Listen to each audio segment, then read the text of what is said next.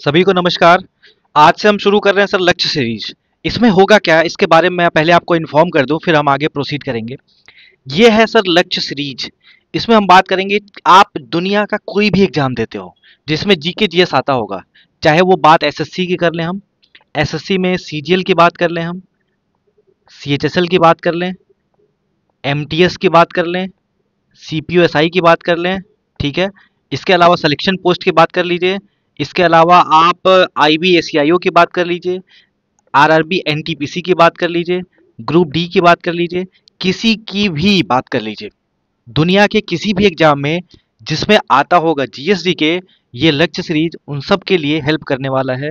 चाहे वो आप सीडीएस का एग्जाम देते हो, चाहे वो आप एनडीए का एग्जाम देते हो, चाहे आप सीएपीएफ का एग्जाम देते हो, ठीक है। तो हर चीज में आपका ये काम आएगा। बात समझ में आ रही है? तो जीएसडीके का वन स्टॉप सॉल्यूशन बनाने की कोशिश करी जा रही है हमारी तरफ से। जो आपको लगेगा अच्छा तो आप करिएगा शेयर। आपको करना क्या है, वीडियो को देखना है। पहले वीडियो को एक बार देखिए, पूरा देख जाइए, ठीक है। इसको आप 1x पे भी देख सकते हैं, एक मिनट सॉरी, 1x पे भी देख सकते हैं, इसको 1.5x पे भी देख सकते हैं। उसके बाद फिर 1.5x करके आपको बना लेने हैं इसके नोट्स, और इसके नोट्स मिल जाएंगे आपको टेलीग्राम चैनल पे और व्हाट्सएप पे, तो आप ले सकते हैं उसको भी, ठीक है। इसके अलावा आपको कुछ भी नहीं करना है, बार बार रिवीजन करना है। आपको इससे ज़्यादा कुछ भी करने की ज़रूरत नहीं है। इसके अलावा आप अपने स्पीड के लिए मॉक लगा सकते हैं। दुनिया का जो भी बेस्ट हो सकता है वो मैं जीएसडीके में यहाँ करने की कोशिश करूंगा, ठीक है। चलिए स्टार्ट करते हैं सेशन अपना। पहला सवाल क्या है आपके सामने? पहले ये ब्लैंक पेपर आ गया, ब्लैंक के बाद आ गया फ्लावर, फ्लावर के बाद आ गया ये। चलिए कोपेन क्लाइमेट क्लासिफिकेशन से आज का सेशन अपना स्टार्ट करते हैं। बताइए, कोपेन क्लाइमेट क्लासिफिकेशन पढ़ाया था, लास्ट सेशन आपने नहीं देखा होगा तो जाके देख लीजिएगा। कोपेन क्लाइमेट क्लासिफिकेशन क्या होता है, इससे एक सवाल निश्चित है ना। तो चलिए इसको शुरू करने से पहले मैं आपको बता दूं, कोपेन भाई साहब ने क्या करा था, क्लाइमेट क्लासिफिकेशन करा था। क्लाइमेट कैसे कैसे हो सकता है, ठीक है। इन्होंने बोला था क्लाइमेट को कुछ ऐसे पार्ट में डिवाइड कर दीजिए, जैसे इन्होंने बोला ए, बी, सी, डी और ई। बात समझ में आ रही है? ए का मतलब क्या हो गया? ए का मतलब हो गया सर ट्रॉपिकल, ठीक है। ए का मतलब ट्रॉपिकल, अभी समझाते हैं, आगे ध्यान से सुनिएगा। बी का मतलब क्या हो गया? ड्राई। सी का मतलब क्या हो गया? वार्म टेम्परेट, ठीक है। टेम्परेट में जो गर्म वाला जगह होता है, वार्म टेम्परेट हो गया। डी का मतलब क्या हो गया? Cold snow, cold snow forest. बात समझ में आ रही है? और ई का मतलब क्या हो गया सर? ई का मतलब हो गया टुंड्रा। अब ध्यान सुनिएगा इधर, ये है आपका 0 डिग्री लेटीट्यूड, ठीक है। किसको इसको बोला जाता है सर? 0 degree latitude. ऊपर 23.5 डिग्री जो होता है, 23.5 ट्रॉपिक ऑफ कैंसर नॉर्थ में होता है, और ट्रॉपिक ऑफ कैप्रिकॉर्न जो होता है वो साउथ में होता है। दोनों का क्या मामला है? 23.5 डिग्री का मामला है। इस पूरे एरिया को क्या बोला जाता है? इस पूरे एरिया को ट्रॉपिक्स के नाम से जाना जाता है। उसके बाद 23 से 66 तक, 23.5 टू 66.5, ये 66.5 नॉर्थ में आर्कटिक सर्कल, 66.5 साउथ में अंटार्कटिक सर्कल होता है। अब ट्रॉपिक ऑफ कैंसर से या आर्कटिक सर्कल के बीच का जो एरिया होता है इसको टेम्परेट जोन कहा जाता है। ऐसे नीचे भी ट्रॉपिक ऑफ कैप्रिकॉर्न से अंटार्कटिक के बीच में जो एरिया होता है इसको भी टेम्परेट जोन कहा जाता है। एक चीज और ध्यान रखने की जरूरत है, यहाँ पर एक बात बताइएगा, एक बात बताइए भैया जी, यहाँ पर जो होगा ठंडी ज्यादा होगी या यहाँ पर ठंडी ज्यादा होगी? जैसे मान लो इसको ए इसको बी, बताओ ठंडी ज्यादा कहाँ होगी, ए पर या बी पर? अब कॉमन सेंस से अगर आप उत्तर देना चाहते हैं सर, तो आप दे सकते हैं सर ए पर क्या होगा, गर्मी जो होगा ज्यादा होगा, कि बी पर होगा? तो बताइए, एक मिनट थोड़ा सा इसको पतला कर लिया जाए। बताओ। अरे भाई, इक्वेटर ये है, ये क्या है सर? ये इक्वेटर है। इक्वेटर के पास में कौन है? बी। तो यहाँ पर कंपेरेटिवली गर्मी ज्यादा होगा, यहाँ पर ठंडी ज्यादा होगा। बात खत्म। तो जब भी बात करा जाएगा वार्म टेम्परेट का, तो इसका क्या मतलब हो गया? टेम्परेट में वार्म वाला एरिया, यानी इसकी बात हो रही है वार्म टेम्परेट। तो हमने क्या करा, ए का मतलब ट्रॉपिकल हो गया, बी का मतलब ड्राई हो गया, सी का मतलब वार्म टेम्परेट हो गया, डी का मतलब कोल्ड स्नो फॉरेस्ट हो गया, ई का मतलब टुंड्रा हो गया।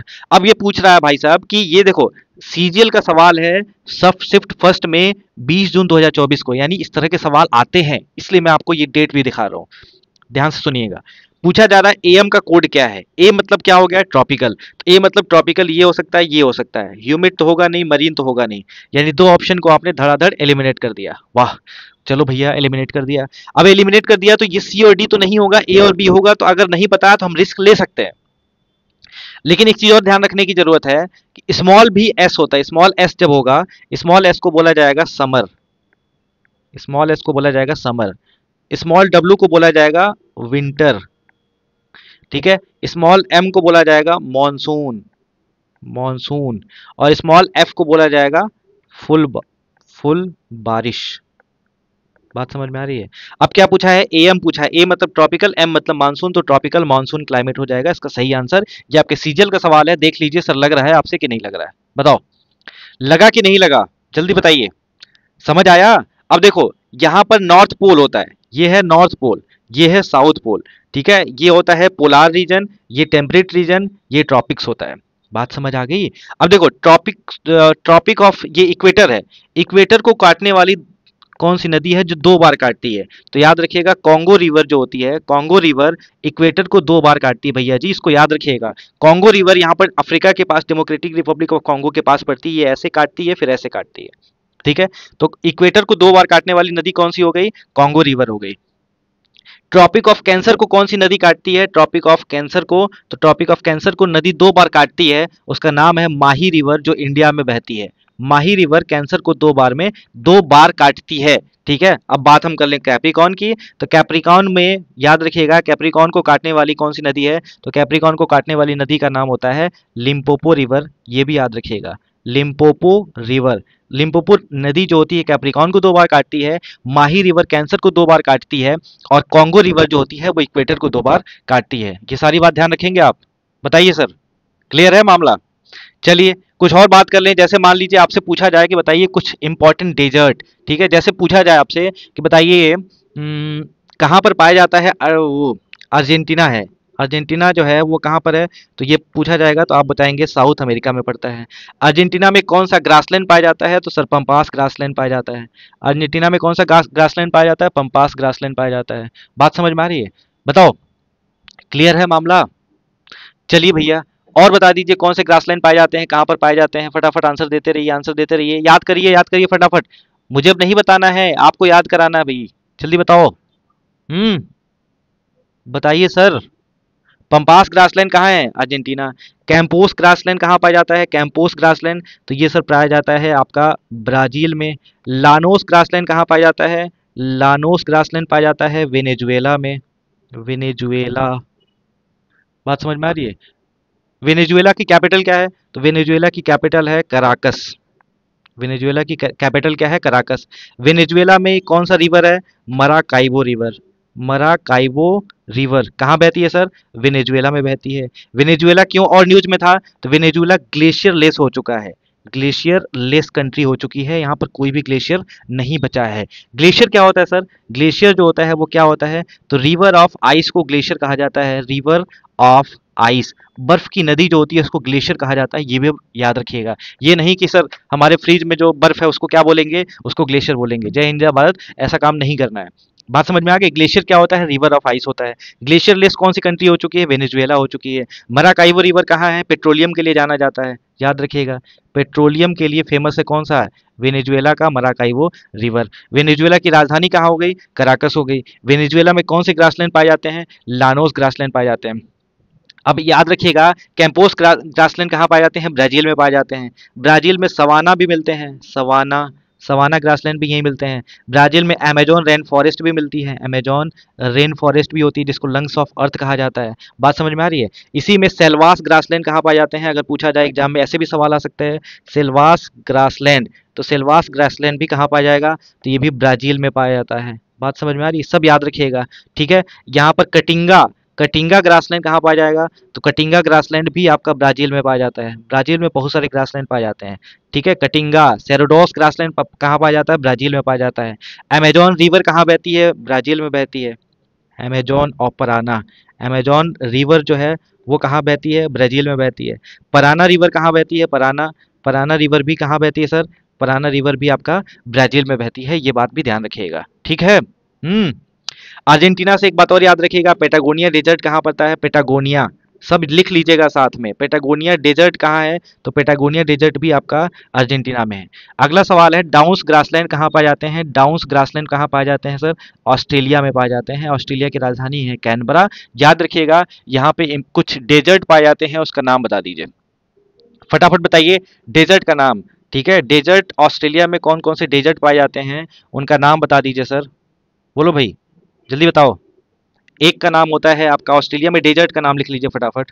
डेजर्ट, तो पहला नाम लिख लीजिए क्या, great Victoria desert. Great Victoria, विक्टोरियल नहीं, विक्टोरिया डेजर्ट। मजा आ रहा है ना? पढ़ते रहिए, आपको एक भी सवाल कुछ अलग से करने की जरूरत नहीं है, यहाँ पे सब करा दूंगा। सिम्पसन डेजर्ट कहाँ होता है, ये भी आपका ऑस्ट्रेलिया में होता है। ठीक है, ग्रेट सैंडी डेजर्ट कहाँ होता है, ग्रेट सैंडी डेजर्ट, तो ये भी आपका ऑस्ट्रेलिया में होता है। Great sandy desert.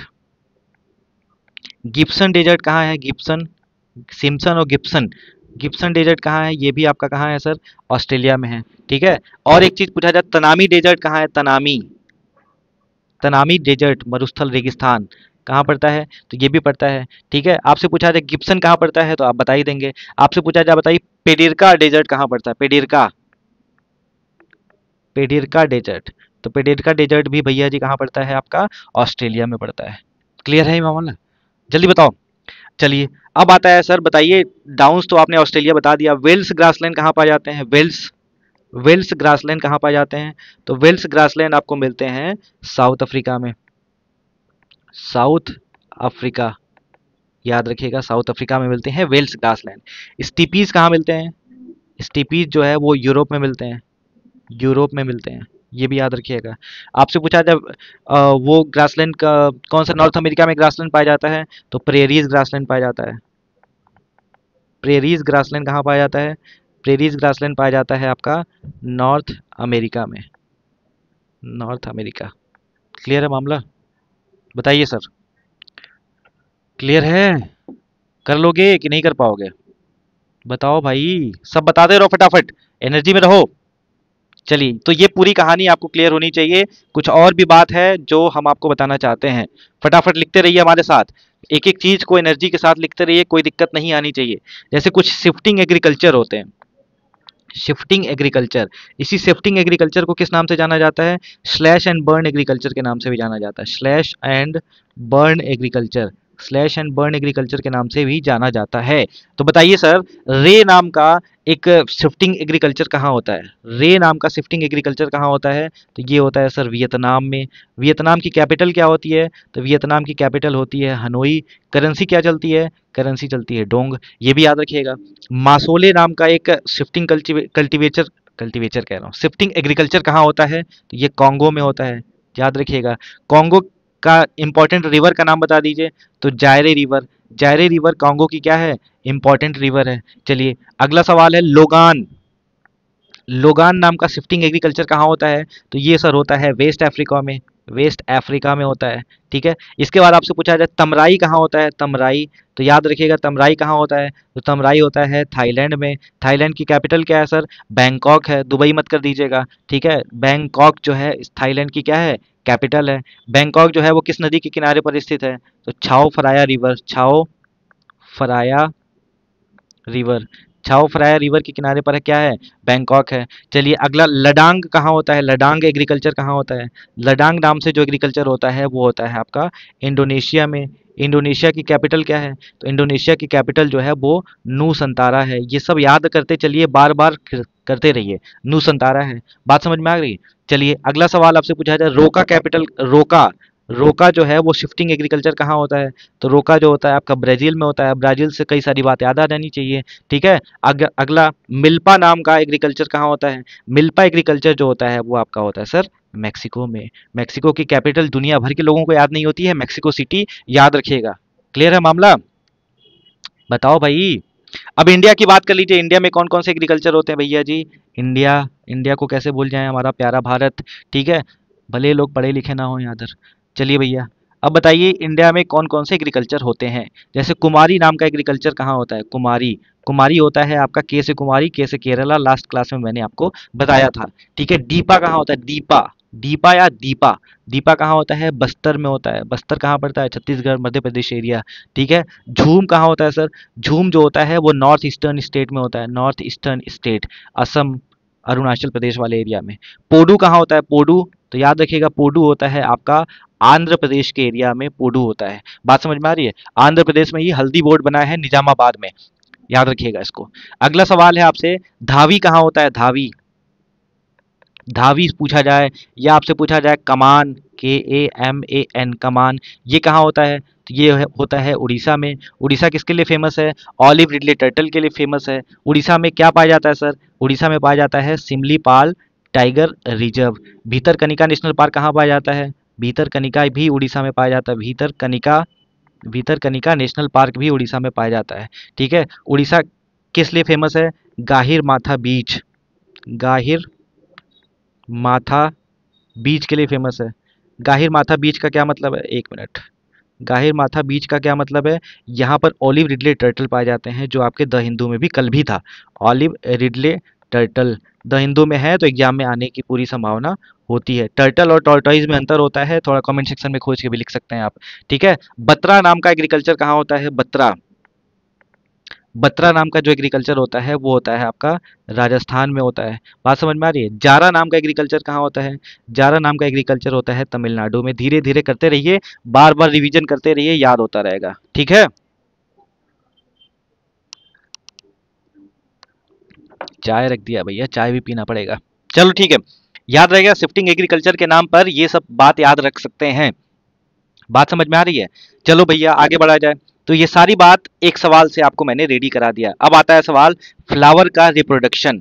तो सवाल मेरा आपसे क्या है? फ्लावर का रिप्रोडक्शन आपसे सवाल नहीं है। सवाल आपसे ये मेरा ये है कि बताओ फल कौन बनाता है?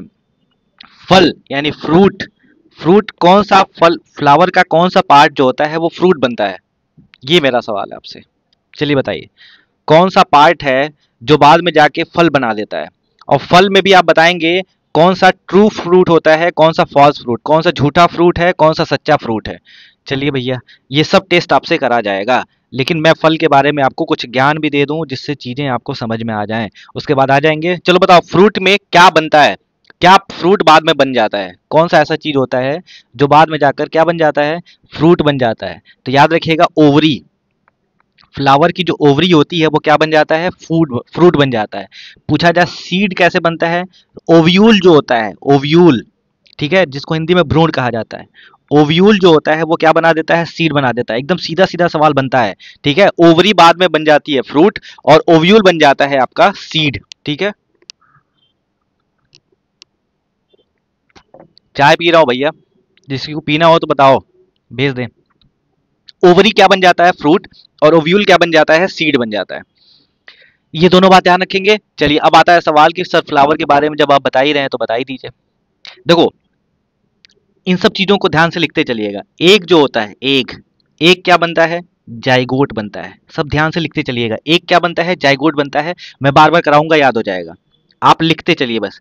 जाइगोट क्या बनता है सर? तो जाइगोट बनता है आपका एम्ब्रियो। जाइगोट क्या बनता है सर? जाइगोट, जाइगोट बनता है आपका एम्ब्रियो। इसके बाद आपसे पूछा जाए कि सर बताइए आप, ओव्यूल क्या बनाता है? ओव्यूल क्या बनाता है? तो ओव्यूल बन जाता है आपका सीड। और ओवरी क्या बनाता है सर? ओवरी, ओवरी क्या बनाता है? तो ओवरी बनाता है फ्रूट, फल, है ना?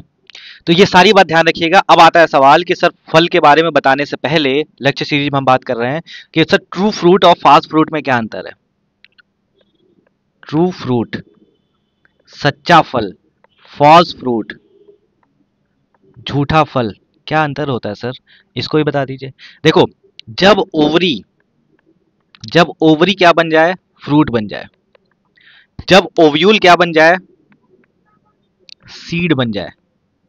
ठीक है। तो उसको बोला जाता है ट्रू फ्रूट। फॉल्स फ्रूट में क्या होता है? ओवरी जो है वो कुछ बनती नहीं है, ओवरी जो है वो कुछ नहीं बनता है, तो इसको फॉल्स फ्रूट बोला जाता है। इसके फ्लावर से कोई भी और भी पार्ट जो है वो फल बना देता है। तो इनमें दोनों में यही अंतर है। जब ओवरी फ्रूट बने तो ट्रू फ्रूट, जब ओवरी फ्रूट ना बने तो फॉल्स फ्रूट। बात समझ में आ रही है? तो कोई भी बन सकता है ऐसा। फ्लावर का जैसे बहुत सारे पार्ट होते हैं, मान लो एक पार्ट, दो पार्ट, तीन पार्ट, चार पार्ट, पांच पार्ट, ये है ओवरी। ये जब फ्रूट बन जाएगा तो इसको बोला जाएगा ट्रू फ्रूट। और मान लो बीच से रैंडम ये कोई फ्रूट बन गया तो इसको बोला जाएगा फॉल्स फ्रूट। क्लियर है? बोलो, मामला क्लियर है? चलिए अब आता है सवाल कि फॉल्स फ्रूट का एग्जांपल दे दीजिए, जो एग्जाम में हमारे सवाल आया भी है पहले से। तो याद रखिएगा, एप्पल जो आप बहुत प्रेम से खाते हैं, सेब ये क्या है? फॉल्स फ्रूट है। स्ट्रॉबेरी जो मार्केट में आपको मिल जाता है प्लास्टिक में पैक करके रखे रहते हैं, स्ट्रॉबेरी। ठीक है। कैश्यू, काजू, कैश्यू, ठीक है, काजू जिसको सुबह शाम आप पानी में भिगा कर खाते हैं वो होता है, ये सब फॉल्स फ्रूट की कैटेगरी में आता है। अच्छा, ट्रू फ्रूट की कैटेगरी में क्या आता है एग्जाम्पल में अगर याद करना हो भैया, तो जैसे आप याद रखिएगा मैंगो, है ना, जैसे आप याद रखिएगा कीवी, जैसे आप याद रखिएगा अंगूर, ग्रेप्स। अभी ग्रेप्स की कहानी समझेंगे, ग्रेप्स को पानी में डालो तो क्या हो जाता है, उसकी कहानी भी हम समझेंगे।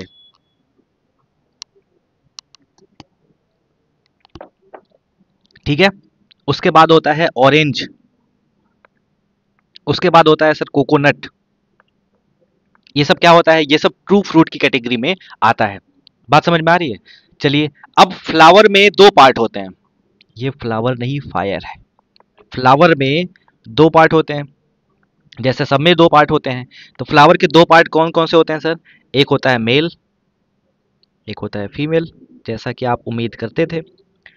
मेल का एक पार्ट होता है जिसका नाम है स्टेमेन। याद रखिएगा स्टेमेन किसका पार्ट है, तो फ्लावर में मेल का पार्ट होता है। स्टेमेन दो भाग में डिवाइड होता है, एक का नाम होता है एंथर, दूसरे का नाम होता है फिलामेंट। याद रखिएगा इसको। इसके बाद आपसे पूछा जाए फीमेल में क्या होता है, फीमेल में होता है सर पिस्टिल। पिस्टिल को ही कार्पेल के नाम से भी जाना जा सकता है, कार्पेल। ये किस में डिवाइड होता है, स्टिग्मा। और क्या होता है, स्टाइल। और क्या होता है, ओवरी। और क्या होता है, फ्रूट। तो ये है आपकी पूरी कहानी। मेल में स्टेमेन होता है, स्टेमेन दो भाग में, एंथर और फिलामेंट। फीमेल में पिस्टिल या कार्पेल, स्टिग्मा, स्टाइल, ओवरी और फ्रूट। रट लीजिएगा, नाम से बस नाम याद रहेगा तो काम आप कर लेंगे, है ना। अब ओव्यूल क्या बनाता है सर, ओव्यूल फिर से लिख दिया जाए। ओव्यूल क्या बनाता है, ओव्यूल बनाता है आपका सीड। ओवरी क्या बनाता है, फ्रूट बनाता है। ओवरी क्या बनाता है सर, ओवरी क्या बनाता है, फ्रूट बनाता है। बात समझ में आ रही है? ओव्यूल क्या बनाता है, सीड बनाता है ना। अब आता है जैसे ट्रू फ्रूट हो गया, फॉल्स फ्रूट हो गया, एक कैटेगरी और होती है, उसको बोला जाता है पार्थिनोकार्पिक फ्रूट। पार्थिनोकार्पिक फ्रूट, ये कौन सा फ्रूट होता है भैया जी, ये भी बता दीजिए। पार्थिनोग्राफिक फ्रूट, कार्पिक फ्रूट जो होता है, उसमें फ्रूट जो होता है वो डेवलप तो होता है लेकिन फर्टिलाइजेशन नहीं होता है। तो लिख लीजिएगा, ऐसे फ्रूट्स, ऐसे भी फ्रूट्स जो डेवलप तो हो जाते हैं, डेवलप्ड होते हैं विदाउट फर्टिलाइजेशन। याद रखिएगा, विदाउट फर्टिलाइजेशन, इसको क्या बोला जाता है, इसको पार्थिनोकार्पिक फ्रूट कहा जाता है। एग्जाम्पल क्या है सर, ठीक है, फर्टिलाइजेशन ऑफ ओवरी, पूरी बात लिख लीजिए। एग्जाम्पल लिख लीजिएगा सर, एग्जाम्पल में बनाना, बनाना, बनाना मतलब केला। बचपन में याद करते थे हम, तो बहुत दिन तक याद किए बनाना मतलब केला, क्योंकि हमको याद ही नहीं होता था, और इतना याद हो गया फिर सपने में आता था बनाना मतलब केला। ठीक है तो याद रखिएगा इसको। ये पूरी कहानी है ट्रू फ्रूट और फॉल्स फ्रूट की। फ्लावर में दो होते हैं, मेल और फीमेल। मेल स्टेमन, फीमेल जो होता है पिस्टिल या कार्पेल होता है ना। क्यों भैया, बात क्लियर है आपका? चलिए कुछ और बता दीजिए सर। अब आता है जो हैप्लॉइड और डिप्लॉइड सेल क्या होता है, इसको भी बता दें फटाफट, क्योंकि आपके एग्जाम में इस तरह के सवाल बने हैं। तो दो टाइप के सेल होते हैं, एक होता है हैप्लॉइड सेल, दूसरा होता है डिप्लॉइड सेल। इसके पहले में आप फ्लावर की जब बात हो रही थी, तो पेड़ में, प्लांट्स में दो प्रकार के न्यूट्रिएंट पाए जाते हैं। एग्जाम में सीधे सवाल आता है, इनमें से कौन सा माइक्रो है, इनमें से कौन सा मैक्रो है। तो याद रखिएगा, माइक्रो न्यूट्रिएंट, मैं आपको सवाल भी दिखाऊंगा आगे। माइक्रो न्यूट्रिएंट और एक होता है आपका मैक्रो न्यूट्रिएंट, है ना। माइक्रो न्यूट्रिएंट में क्या होता है, जैसे लोहा, फेरस माइक्रो में आता है, ठीक है, मैग्नीज माइक्रो में आता है, ठीक है, सीयू माइक्रो में आता है, जिंक माइक्रो में आता है, निकिल, ये एग्जाम में आया हुआ सवाल, माइक्रो में आता है, कोबाल्ट, ये भी किस में आता है, माइक्रो में आता है, क्लोरीन, ये भी माइक्रो में आता है, ये भी एग्जाम में आया हुआ है। मैक्रो की बात कर लीजिए सर। मैक्रो में क्या क्या आता है, मैग्नीशियम, मैग्नीशियम क्यों इतना लिख रहा हूँ सर, मैग्नीशियम कम से कम दसों बार एग्जाम में सवाल आया है। इसका फॉर्मूला होता है, सिंबल होता है Mg। Mn मैंगनीज होता है, मैंगनीज माइक्रो में है, अब मैग्नीशियम मैक्रो में है। ठीक है। चलिए, मैंगनीज छोटा होता है तो माइक्रो, मैग्नीशियम बड़ा होता है तो मैक्रो। ठीक, इससे भी याद कर सकते हैं। कार्बन याद रखिएगा, ऑक्सीजन याद रखिएगा, नाइट्रोजन याद रखिएगा, पोटाश याद रखिएगा, कैल्शियम याद रखिएगा, ठीक है, पोटेशियम याद रखिएगा, एग्जाम में आया हुआ सवाल, और सल्फर याद रखिएगा। ये सब मैक्रो न्यूट्रिएंट के पार्ट होते हैं। बात समझ में आ रही है? मैक्रो और माइक्रो दोनों बात याद रखिएगा, ठीक है। बताओ, चलिए अब आता है सवाल। देखिए, अब जो है सवाल आपका ऐसा है, पार्थिनोकार्पिक फ्रूट क्या होता है? फ्रूट्स जो भी फर्टिलाइजेशन के बिना डेवलप हो जाते हैं उसको पार्थिनोकार्पिक फ्रूट कहा जाता है। ओव्यूल क्या बनाता है सर? ओव्यूल बनाता है सीड। ओवरी क्या बनाता है? ओवरी बनाता है फ्रूट, ठीक है। और फॉल्स फ्रूट की कैटेगरी में कौन कौन से आते हैं? एप्पल, स्ट्रॉबेरी और कैश्यू। और ट्रू फ्रूट की कैटेगरी में कौन से आते हैं? मैंगो, कीवी, ग्रेप्स, ऑरेंज और कोकोनट, ठीक है। ये बात क्लियर है आपकी?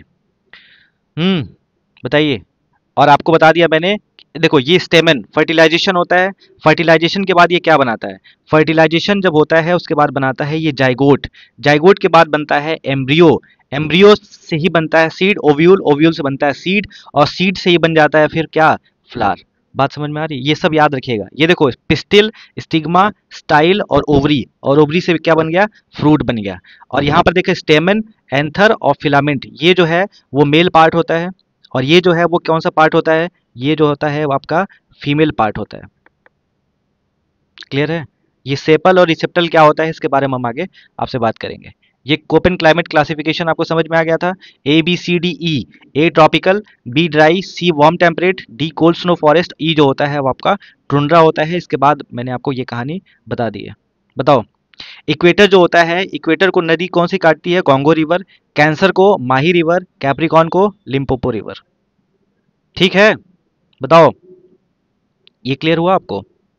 चलिए अब आता है सेल। सेल के बारे में बात कर रहे थे। सेल जो होता है वो क्या होता है? सेल जो होता है वो स्ट्रक्चरल और फंक्शनल यूनिट होता है। क्या सर? फंक्शनल यूनिट होता है। स्ट्रक्चरल और फंक्शनल यूनिट होता है। बात समझ में आ रही है? जैसे मान लो कि कोई घर बनना है। घर बनने के लिए किस चीज़ की ज़रूरत होती है? ईंटे की ज़रूरत होती है। तो ईंट जो होता है वो स्ट्रक्चरल और फंक्शनल यूनिट होता है, स्ट्रक्चरल यूनिट होता है। ऐसे ही सेल जो होता है हमारे बॉडी का स्ट्रक्चरल यूनिट होता है। सेल की खोज किसने करी थी? तो सेल की खोज जो है वो बताओ किसने करी थी? तो रॉबर्ट हुक ने करी थी। रॉबर्ट हुक ने सबसे पहले सेल की खोज करी थी। आपसे पूछा जाता है लिविंग सेल की खोज किसने करी थी? तो याद रखिएगा, लिविंग लिविंग सेल की खोज जो है वो किसने करी थी? एंटोनी वॉन लुवेनहॉक ने करी थी। लुवेनहॉक, इन्होंने करी थी किसकी खोज? लिविंग सेल की खोज करी थी। बात समझ में आ गई? तो याद रखिएगा, सेल जो होता है स्ट्रक्चरल और फंक्शनल यूनिट होता है। जैसे पूछा जाए ब्रेन का स्ट्रक्चरल और फंक्शनल यूनिट कौन सा होता है? तो याद रखिएगा ब्रेन का जो होता है वो न्यूरॉन होता है। ऐसे पूछा जाए किडनी का कौन सा होता है? किडनी, तो किडनी का याद रखिएगा नेफ्रॉन होता है। चलिए पूछा जाता है आपसे islet of Langerhans. Islet of Langerhans किसका पार्ट होता है? आइलेट ऑफ लैंगरहेंस जो होता है किसका पार्ट होता है? तो याद रखिएगा ये पेनक्रियाज का पार्ट होता है। और पेनक्रियाज जो है इंडोक्राइन है या एक्सोक्राइन ग्लैंड है? तो याद रखिएगा पेनक्रियाज जो होती है वो मिक्स ग्लैंड होती है। मिक्स्ड ग्लैंड होती है। मिक्स्ड ग्लैंड का मतलब ये एंडोक्राइन और एक्सोक्राइन दोनों का काम करती है। इतना तो सबको पता होगा। एंडोक्राइन और एक्सोक्राइन दोनों का काम करती है, इसको बोला जाता है सर मिक्स ग्लैंड। बात समझ में आ रही? क्यों, कैसे काम करती है? देखो, पेनक्रियाज जब एंजाइम सिक्रीट करती है, पेनक्रियाज जब एंजाइम सिक्रीट करती है, जैसे आपने नाम सुना होगा ट्रिप्सिन का। ट्रिप्सिन, आपने नाम सुना होगा काइमोट्रिप्सिन। काइमोट्रिप्सिन का, काइमोट्रिप्सिन और ट्रिप्सिन का काम क्या होता है? तो ये जो होता है प्रोटीन का सिंथेसिस कराने का काम करता है। प्रोटीन को किस में तोड़ देता है? अमीनो एसिड में ब्रेक डाउन करा देता है। याद रखिएगा अमीनो एसिड, ठीक है। पेज ऐड कर लेते हैं एक। अब देखो, पेनक्रियाज से निकलता है ट्रिप्सिन और काइमोट्रिप्सिन। अब पेनक्रियाज की हम बात कर रहे थे। पेनक्रियाज कैसे मिक्स ग्लैंड है। तो पेनक्रियाज से जब एंजाइम निकलता है हार्मोन निकलता है। तो पेनक्रियाज से जब एंजाइम निकलता है उसकी हम बात कर लें, और पेनक्रियाज से निकलता है सर हार्मोन, उसकी बात कर लें, ठीक है। पेनक्रियाज से जब एंजाइम निकलता है तो पहले एंजाइम का क्या नाम है? पहले एंजाइम का नाम है आपका ट्रिप्सिन। ट्रिप्सिन और काइमोट्रिप्सिन। काइमोट्रिप्सिन, ट्रिप्सिन और काइमोट्रिप्सिन का काम क्या होता है? प्रोटीन को सिंथेसिस कराना, प्रोटीन को ब्रेक डाउन कराना, सिंथेसिस। और प्रोटीन सिंथेसिस होता है तो प्रोटीन किस में टूट जाता है? तो जब प्रोटीन का ब्रेक डाउन होता है, ब्रेक डाउन होता है तो ये किस में टूटता है सर? तो ये टूटता है आपका अमीनो एसिड में, अमीनो एसिड में। बात समझ में आ रही है? इसके बाद आपसे पूछा जाता है दूसरा कौन सा है, तो एक हार्मोन, एक एंजाइम आता है लाइपेज के नाम से। लाइपेज किसका काम करता है? तो लाइपेज जो होता है वो कार्बोहाइड्रेट को पचाने का काम करता है। सॉरी, लाइपेज जो होता है वो फैट को पचाने का काम करता है, ठीक है। फैट को इमल्सिफिकेशन कराता है, फैट को ब्रेक डाउन कराता है। फैट ब्रेक डाउन जो होता है वो किस में होता है? ग्लिसरॉल में होता है। अगला तीसरा कौन सा एंजाइम होता है? तीसरा होता है अमाइलेज। अमाइलेज का काम क्या होता है? अमाइलेज जो होता है वो कार्बोहाइड्रेट को ब्रेक डाउन करने का काम करता है। कार्बोहाइड्रेट को ब्रेक डाउन कराने का काम कौन करता है? अमाइलेज करता है। अब बात कर लें सर हार्मोन की, तो हार्मोन में बताइए कौन कौन से हार्मोन आते हैं?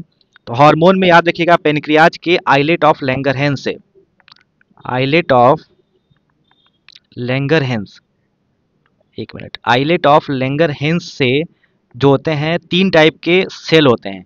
एक होता है अल्फा सेल, एक होता है बीटा सेल, और एक होता है आपका delta cell. Delta cell. Alpha cell क्या करता है सर?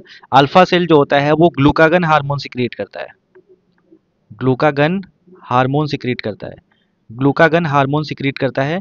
और ग्लूकागन हार्मोन क्या करता है सर? तो ग्लूकागन हार्मोन जो होता है ब्लड में, ब्लड में क्या करता है?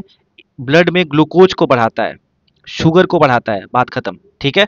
और बीटा सेल का काम क्या होता है? तो बीटा सेल जो होता है वो सिक्रीट करता है इंसुलिन, इंसुलिन सिक्रीट करता है। क्या सिक्रीट करता है सर?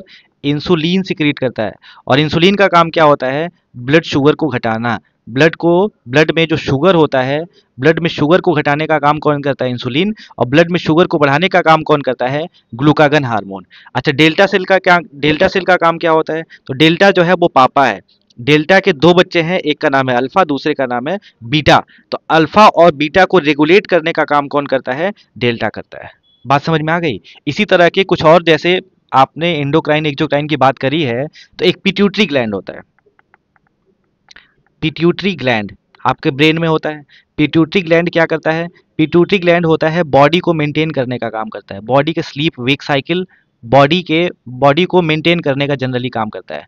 स्लीप वेक साइकिल से लेकर बायोलॉजिकल साइकिल तक, आपको कब खाना है, कब जाना है टॉयलेट, कब जाना है खाना, कब भूख लग गई है, कब सोना है, कब जगना है, ये सब कौन करता है? पिट्यूटरी ग्लैंड करता है। इसीलिए इसको क्या बोला जाता है सर? इसीलिए इसको मास्टर ग्लैंड की कैटेगरी में रखा जाता है, मास्टर ग्लैंड है। लेकिन पिट्यूटरी का पापा होता है हाइपोथैलेमस। हाइपोथैलेमस जो होता है वो पिट्यूटरी का पापा होता है। हाइपोथैलेमस का काम क्या होता है? हाइपोथैलेमस जो होता है वो रेगुलेट करता है पिट्यूटरी को, रेगुलेट करता है, regulate the pituitary gland, pituitary gland. तो पिट्यूटरी ग्लैंड को रेगुलेट करने का काम कौन करता है? हाइपोथैलेमस। इसीलिए हाइपोथैलेमस को किस नाम से जाना जाता है? इसीलिए इसको मास्टर ऑफ मास्टर ग्लैंड के नाम से जाना जाता है। मास्टर ऑफ मास्टर ग्लैंड किसको कहा जाता है सर? तो ये बोला जाता है हाइपोथैलेमस को। बताओ, ये बात क्लियर है? पिट्यूटरी ग्लैंड को मास्टर ग्लैंड कहा जाता है और हाइपोथैलेमस को मास्टर ऑफ मास्टर ग्लैंड की कैटेगरी में रखा जाता है। किडनी के ऊपर एक ग्लैंड होती है जिसका नाम होता है एड्रिनलिन ग्लैंड, एड्रिनल ग्लैंड, है ना। एड्रिनल ग्लैंड का काम क्या होता है? तो एड्रिनल ग्लैंड से निकलता है एक हार्मोन जिसका नाम है आपका adrenaline hormone, adrenaline hormone, adrenaline hormone. इसी एड्रिनलिन हार्मोन को किस नाम से जाना जाता है? तो ऑल्सो नोन एज क्या?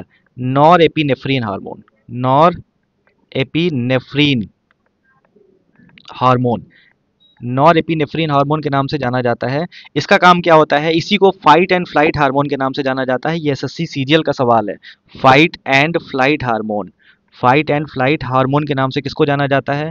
तो ये जाना जाता है एड्रिनलिन ग्लैंड को। जैसे मान लो अभी आप जाते हैं किसी स्टेज पर, स्टेज पे जाते ही आपके पैर जो होते हैं कांपने लगते हैं, हाथ कांपने लगता है, एकदम गाल लाल हो गया, चेहरा लाल हो गया, ये सब कौन कराता है? तो ये कराता है नॉरएपिनेफ्रिन हार्मोन, ठीक है। मान लो कुत्ता दौड़ा ले कोई, ये तुम हो और कोई कुत्ता ये दौड़ा रहा है, कुत्ता दौड़ा रहा है तो क्या कर रहा है? कुत्ता दौड़ाता है और आप भागते हैं, आपके पास एनर्जी नहीं होती फिर भी बहुत तेजी से 4 किलोमीटर दौड़ा है तो 4 किलोमीटर आप भागेंगे।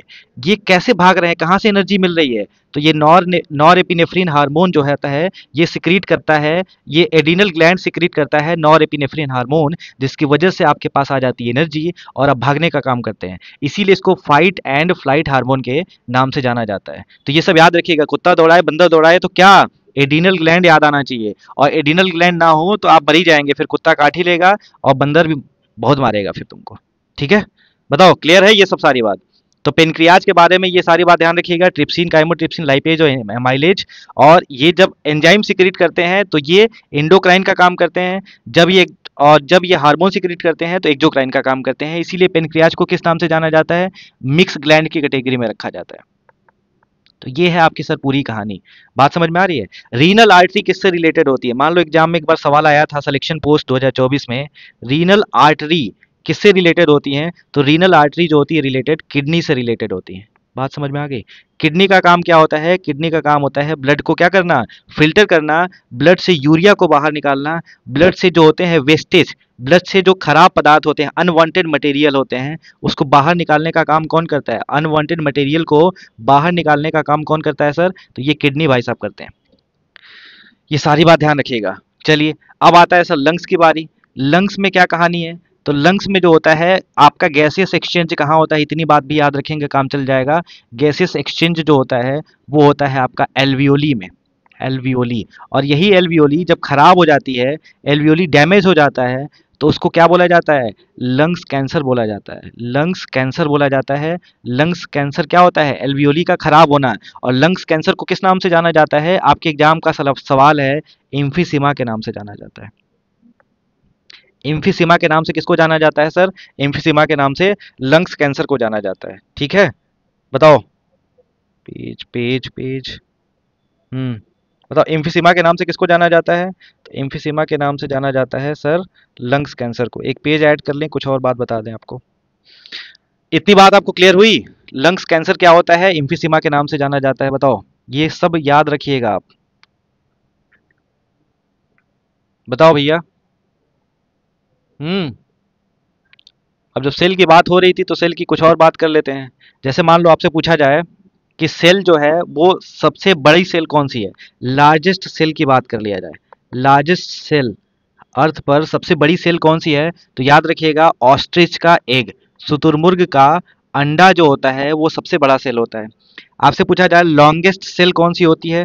Longest cell, longest cell, longest cell होता है, आप बताएंगे इसका सही आंसर होगा नर्व सेल। न्यूरॉन्स होते हैं, नर्व सेल्स जो होते हैं वो लॉन्गेस्ट होते हैं। लेकिन आपसे पूछा जाए स्मॉलेस्ट कौन सा होता है? स्मॉलेस्ट, स्मॉलेस्ट सेल की बात करा जाए तो आप बताएंगे क्या होता है इसका? माइकोप्लाज्मा। माइकोप्लाज्मा जो होता है वो सबसे स्मॉलेस्ट होता है। ये तीनों क्वेश्चन याद रखिएगा, आपके एसएससी का सवाल बना हुआ है। एसएससी, एमटीएस और सीजीएल दोनों में आया हुआ सवाल। ठीक है, तो सेल की खोज किसने करी थी? रॉबर्ट हुक ने। सेल के, लिविंग सेल की खोज किसने करी थी? एंटोनी वॉन लीवेनहॉक ने। न्यूक्लियस की खोज किसने करी थी? सेल में जो न्यूक्लियस प्रेजेंट होता है उस न्यूक्लियस की खोज भैया किसने करी थी? तो रॉबर्ट ब्राउन साहब ने करी थी। रॉबर्ट ब्राउन, याद रखिएगा, रॉबर्ट ब्राउन ने सेल में न्यूक्लियस की खोज करी थी। आपसे पूछा जाए प्रोटोप्लाज्म जो शब्द है, प्रोटोप्लाज्म आगे हम समझाएंगे प्रोटोप्लाज्म क्या होता है। प्रोटोप्लाज्म टर्म जो है वो किसने दिया था? तो प्रोटोप्लाज्म टर्म जो है वो पुरकिंजे ने दिया था, पुरकिंजे ने दिया था, ये भी याद रखिएगा। सेल थ्योरी किसने दी थी? सेल थ्योरी किसने दी थी? कोशिका सिद्धांत जिसकी बात करते हैं तो याद रखिएगा स्लाइडेन, स्लाइडेन एंड श्वान ने दी थी। SCHWAN, स्लाइडेन और श्वान ने दिया था क्या? सेल थ्योरी दिया था। बात समझ में आ गई? बताओ। सेल मेम्ब्रेन से रिलेटेड एक मॉडल है, सेल मेम्ब्रेन, एकदम एज इट इज बात याद रखिएगा, इस बार भी आपके एग्जाम में छपेगा। सेल मेम्ब्रेन के लिए एक मॉडल है जिसका नाम है fluid mosaic model, fluid mosaic model. तो सवाल आता है फ्लूइड मोजैक मॉडल किससे रिलेटेड है? तो सेल से रिलेटेड है, पहली बात। दूसरी बात याद रखना क्या है कि सेल मेम्ब्रेन के लिए जो फ्लूइड मोजैक मॉडल है वो किसने दिया था? तो याद रखिएगा सिंगर और निकल्सन ने दिया था। Singer and Nicholson, singer and Nicholson ने क्या दिया था? तो फ्लूइड मोज़ेक मॉडल दिया था, ये भी याद रखिएगा। ठीक है सर। अगला सवाल आपसे पूछा जाए कि बताइए डीएनए का फंक्शनल सेगमेंट क्या होता है? ये आया हुआ सवाल है, फंक्शनल सेगमेंट ऑफ डीएनए।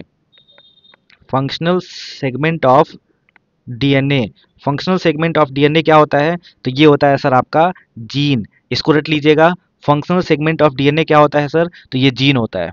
बात समझ में आ रही है? चलिए, आपसे और पूछा जाता है cell wall, cell wall animal में पाई जाती है कि नहीं पाई जाती है? बताओ। सेल वॉल जो होता है वो एनिमल्स में नहीं पाया जाता है। सेल वॉल्स एनिमल्स में नहीं पाया जाता है, इसका मतलब एब्सेंट होता है, अनुपस्थित होता है। ठीक है। और कुछ बता दीजिए सर। और ये याद रखना है कि सेल वॉल जो प्लांट में पाया जाता है, प्लांट में जो सेल वॉल बना होता है वो किसका बना होता है भैया? तो ये सेल वॉल प्लांट में जो बना होता है वो सेल्यूलोज का बना होता है। सेल्यूलोज का बना होता है प्लांट में सेल वॉल। ठीक है। एल्गी में जो सेल वॉल बना होता है, algae, blue green algae cyanobacteria, याद रखिएगा। सेल्गी में एल्गी में जो सेल वॉल बना होता है वो किसका बना होता है? सेल्यूलोज में का बना होता है।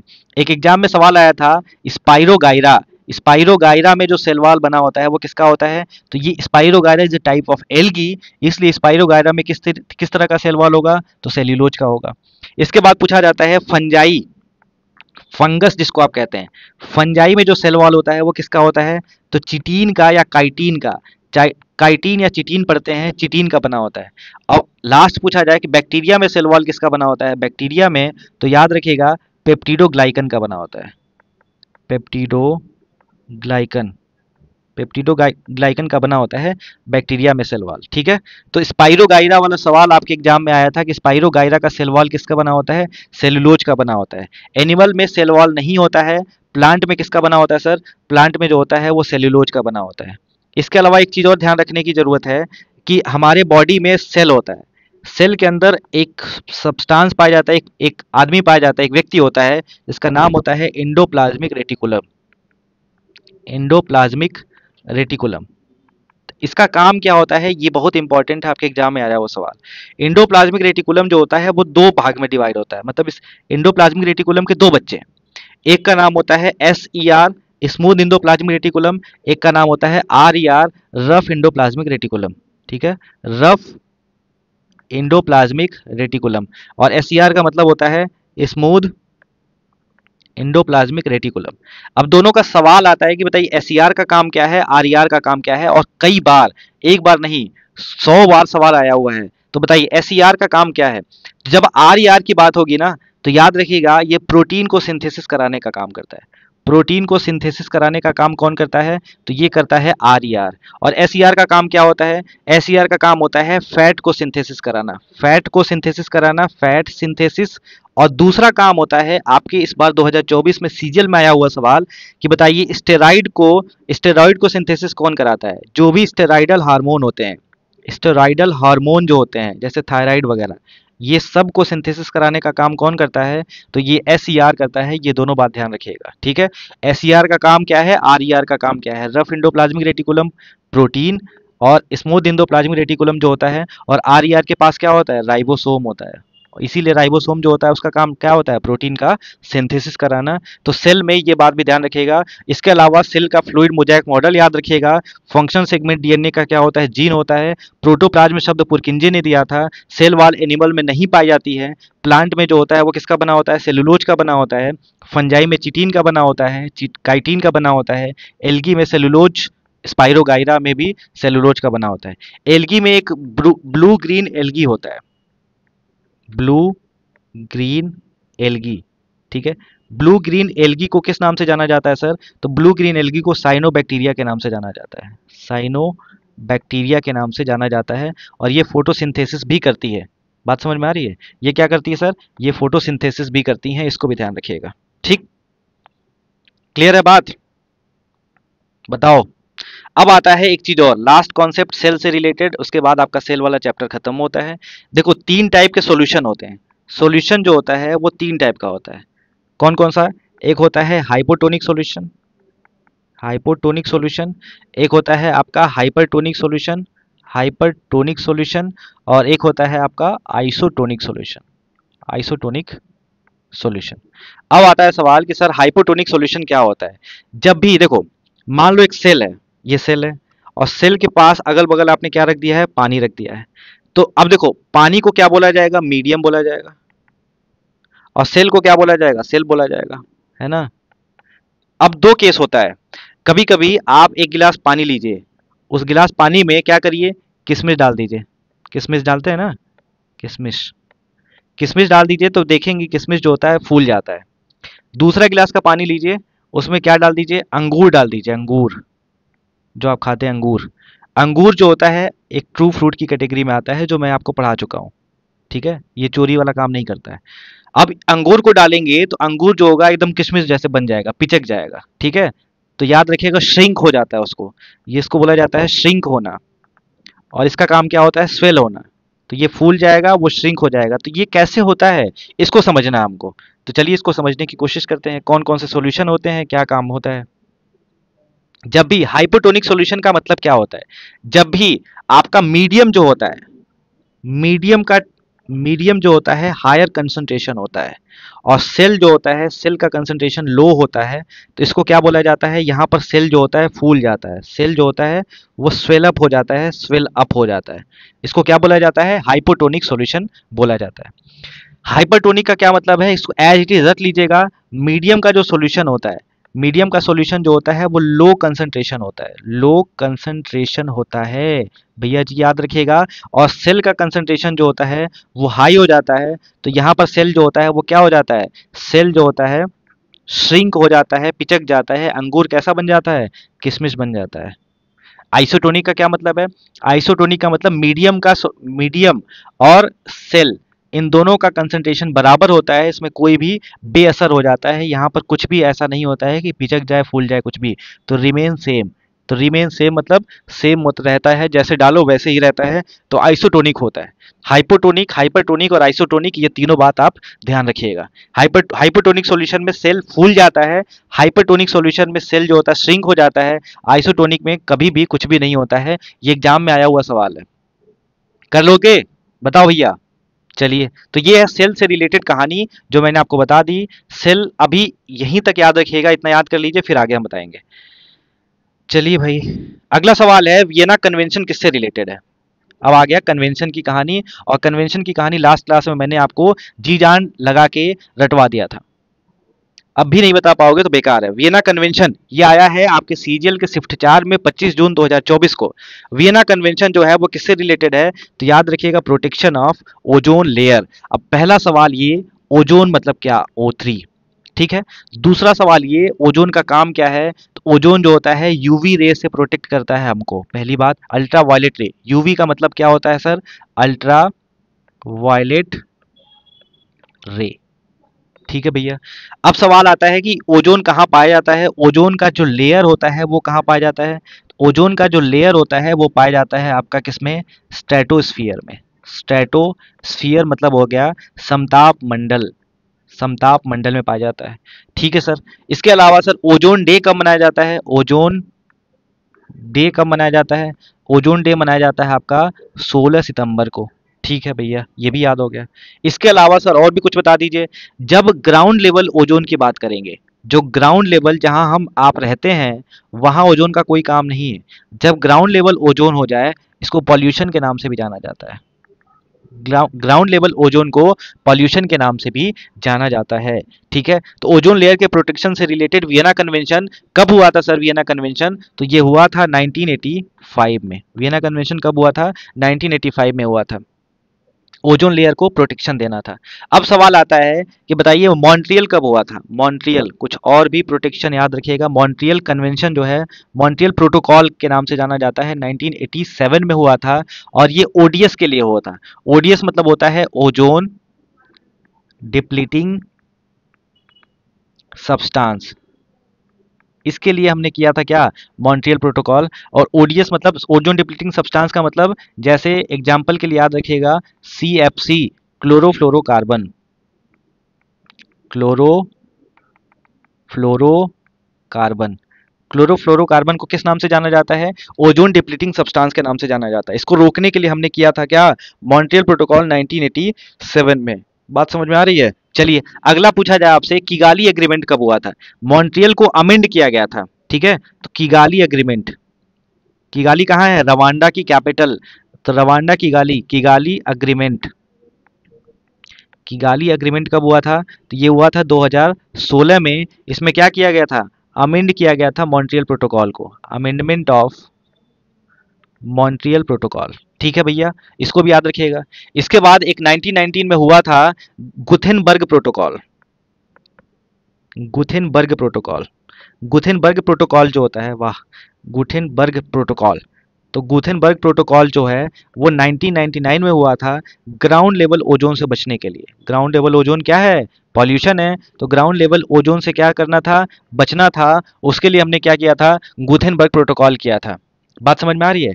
सवाल ये है आपसे, सस्टेनेबल डेवलपमेंट, सस्टेनेबल डेवलपमेंट, ठीक है, सतत विकास की अवधारणा, सस्टेनेबल डेवलपमेंट का कॉन्सेप्ट जो है हमने कब लिया था? तो एक रिपोर्ट था ब्रंटलैंड रिपोर्ट, 1987 से वहां से लिया था। क्या था हमारा? Brundtland, Brundtland report. Brundtland report कब बना था? 1987 में बना था। वहां से हमने लिया था सस्टेनेबल डेवलपमेंट का कॉन्सेप्ट। ठीक है, अच्छा चलिए, हमारा सवाल है ये, आप बताइए बोन कन्वेंशन कब हुआ था? बोन कन्वेंशन, बोन कन्वेंशन कब हुआ था सर? तो बोन कन्वेंशन हुआ था माइग्रेटरी स्पीसीज के लिए। कब हुआ था? बोल जाइए। माइग्रेटरी स्पीसीज के लिए हमने क्या किया था? बोन कन्वेंशन किया था। ठीक है भैया, चलिए, वियना तो पता ही हो गया। क्योटो जो होता है वो क्या होता है? ग्रीन हाउस गैस के लिए होता है। क्योटो प्रोटोकॉल, क्योटो प्रोटोकॉल जो होता है वो किसके लिए होता है?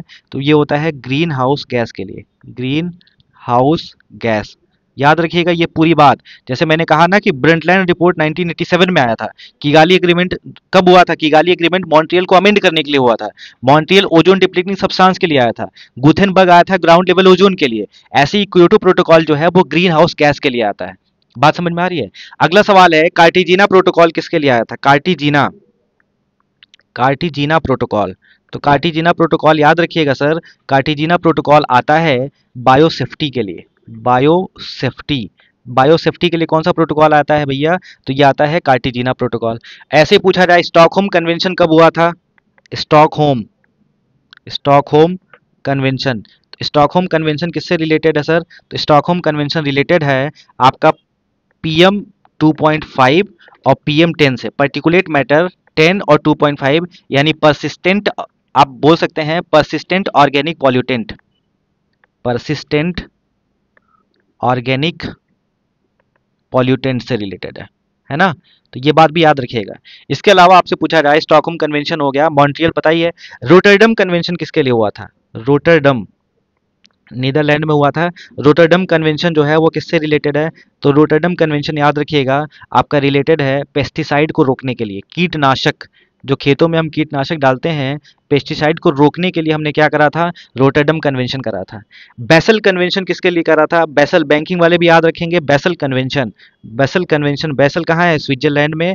तो बेसल कन्वेंशन जो है वो किसके लिए हुआ था? तो पेस्टिसाइड के लिए ये भी हुआ था। पेस्टिसाइड और भी जो केमिकल्स हो सकते हैं, पेस्टिसाइड और केमिकल्स के लिए हमने क्या करा था?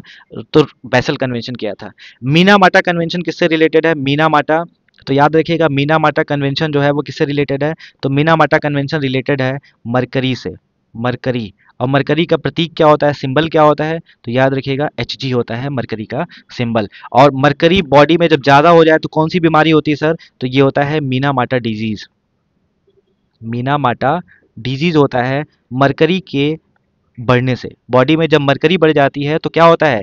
अब मान लो कैडमियम बढ़ जाता है, याद रखिएगा, एग्जाम का सवाल है, अभी याद आ गया। कैडमियम बढ़ जाए तो कौन सी बीमारी होती है? तो याद रखिएगा कैडमियम के बढ़ने से, है ना, कैडमियम के बढ़ने से होता है itai, itai, itai, itai disease.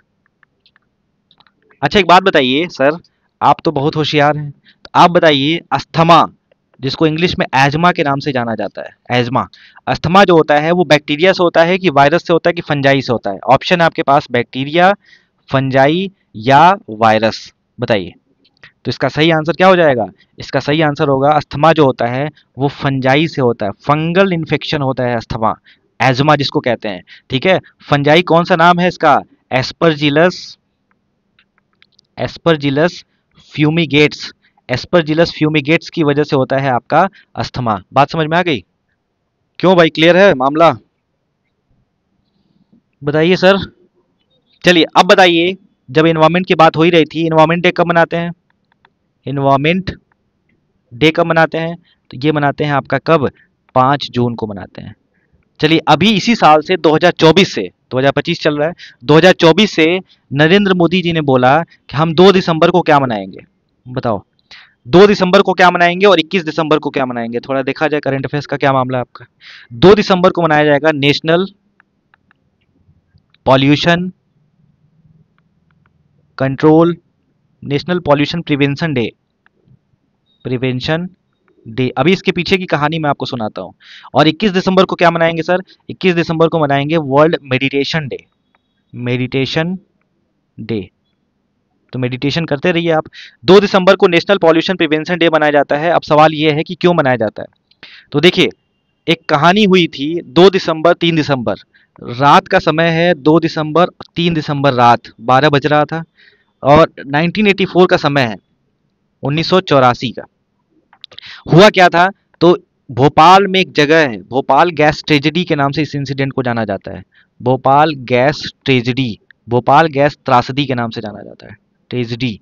हुआ क्या था, एक यूनियन कार्बाइड नाम की एक कंपनी थी, यूनियन कार्बाइड, यूनियन कार्बाइड नाम की एक कंपनी में क्या हुआ था, तो यहाँ से गैस लीकेज हो गया था, एक गैस लीकेज। उस गैस का क्या नाम था? उस गैस गैस का नाम था इथाइल मरकेप्टन, इथाइल मरकेप्टन। ठीक है, तो याद रखिएगा, इथाइल मरकेप्टन के रिलीज होने की वजह से क्या हो गया था, वहां के एरिया में जितने लोग थे सबकी डेथ हो गई थी। इसी वजह से 2 दिसंबर को नेशनल पॉल्यूशन क्या मनाया जाएगा? प्रिवेंशन डे मनाया जाएगा, ये भी याद रखिएगा। बात समझ में आ रही है? सॉरी, इथाइल मरकेप्टन नहीं, methyl isocyanate, methyl isocyanate. Ethyl mercaptan क्या होता है? तो एलपीजी, एलपीजी में 2 टाइप के गैस होते हैं, एक का नाम होता है ब्यूटेन और एक का नाम होता है प्रोपेन, प्रोपेन होता है। तो ब्यूटेन और प्रोपेन जो होता है ऑर्डरलेस होता है, गंधहीन होता है। आप सूंघ के नहीं पता कर सकते कौन सी गैस निकल रही है। तो इसमें ऑर्डर के लिए यानी गंध के लिए क्या बनाया जाता है? एलपीजी में जो घरों में यूज करते हैं, तो इसमें बनाया जाता है, जाता है इथाइल मरकेप्टन। बात समझ में आ रही है? इथाइल मरकेप्टन ना मिलाया जाए तो पता ही नहीं चलेगा एलपीजी कब लीक हो गया, क्योंकि पता ही नहीं चल पाता है। बात समझ में आ गई? चलो, अब सवाल ये है, तो 2 दिसंबर 3 दिसंबर को क्या मनाएंगे? तो 2 दिसंबर को मनाएंगे नेशनल पॉल्यूशन प्रिवेंशन डे। अब सवाल ये है कि COP29, COP29, conference of parties 29 कहाँ हुआ था? तो ये बाकू अजरबैजान में हुआ था। ठीक है, COP30 कहाँ होगा? तो COP30 जो होगा, COP30 होगा आपका बेलम ब्राजील में, बेलम ब्राजील, बेलम ब्राजील में होगा क्या? COP COP30। ठीक है भैया, तो ये सारी बात आप ध्यान रखिएगा। इसके अलावा आपको पता ही है प्रोजेक्ट टाइगर वगैरह की शुरुआत कब हुई थी, तो उसको लिख लीजिएगा, project tiger, project crocodile, project snow leopard. Air pollution prevention day, air pollution control act, air pollution control act कब आया था? तो एयर पॉल्यूशन कंट्रोल एक्ट आया था 1981 में आया था। आपसे पूछा जाए wild life prevention, wild life control act कब आया था? Wild life protection act. तो याद रखिएगा, वाइल्ड लाइफ प्रोटेक्शन एक्ट आया था आपका कब? 1972 में। वाटर पॉल्यूशन प्रिवेंशन एक्ट कब आया था? Water pollution prevention act, water pollution prevention act आया था आपका 1974 में। आपसे पूछा जाए बायोडाइवर्सिटी एक्ट कब आया था? बायोडाइवर्सिटी एक्ट कब आया था? तो बायोडाइवर्सिटी एक्ट आया था आपका 2002 में। ठीक है, 2002 में ही। पॉलिटी के विशेषज्ञ होंगे तो आप जानते होंगे 86th कॉन्स्टिट्यूशनल अमेंडमेंट 2002 में क्या किया गया था? राइट टू एजुकेशन को फंडामेंटल राइट बना दिया गया था। शिक्षा का अधिकार सबका अधिकार है, right to education fundamental right है। और कौन सा केस था बताइएगा? आर्टिकल 21 में जोड़ा गया था, Mohini Jain versus union of India case. और दूसरा कौन सा था? उन्नी कृष्णन केस। उन्नी कृष्णन और मोहिनी जैन केस में हमने बताया था मोहिनी जैन। तो याद रखिएगा, मोहिनी जैन का केस था, उन्नी कृष्णन का केस था। इसमें सुप्रीम कोर्ट ने बोला कि 86वां संविधान संशोधन 2002 से राइट टू एजुकेशन को आर्टिकल 21A में जोड़ते हुए हम राइट टू एजुकेशन को फंडामेंटल राइट डिक्लेयर करते हैं। जब बात एजुकेशन की आती है, तो एजुकेशन के लिए तीन चीजें ध्यान रखना है। जब हम फंडामेंटल राइट की बात करेंगे तो इसमें आर्टिकल 21A आएगा, 86वां संविधान संशोधन, 86th कॉन्स्टिट्यूशनल अमेंडमेंट एक्ट 2002 से जोड़ा गया था। डीपीएसपी में आर्टिकल 45 में आता है, और फंडामेंटल ड्यूटी में आता है। फंडामेंटल ड्यूटी जो 42वां संविधान संशोधन 1976 से जोड़ा गया था सरदार स्वर्ण सिंह कमेटी के रिकमेंडेशन पर, इसमें जो है 11th फंडामेंटल ड्यूटी जो है वो किसके लिए है, एजुकेशन के लिए है। तो ये बात याद रखिएगा, सब एजुकेशन से रिलेटेड मामला आपका क्लियर होना चाहिए, बाकी सारी चीजें तो आपको पता ही है। ठीक है। कोडरमा गया हजारीबाग बेल्ट, कोडरमा गया और हजारीबाग बेल्ट को किसके लिए जाना जाता है बताइए। ये भी सीजल का सवाल है, शिफ्ट 4 में 25 जून 2024 का।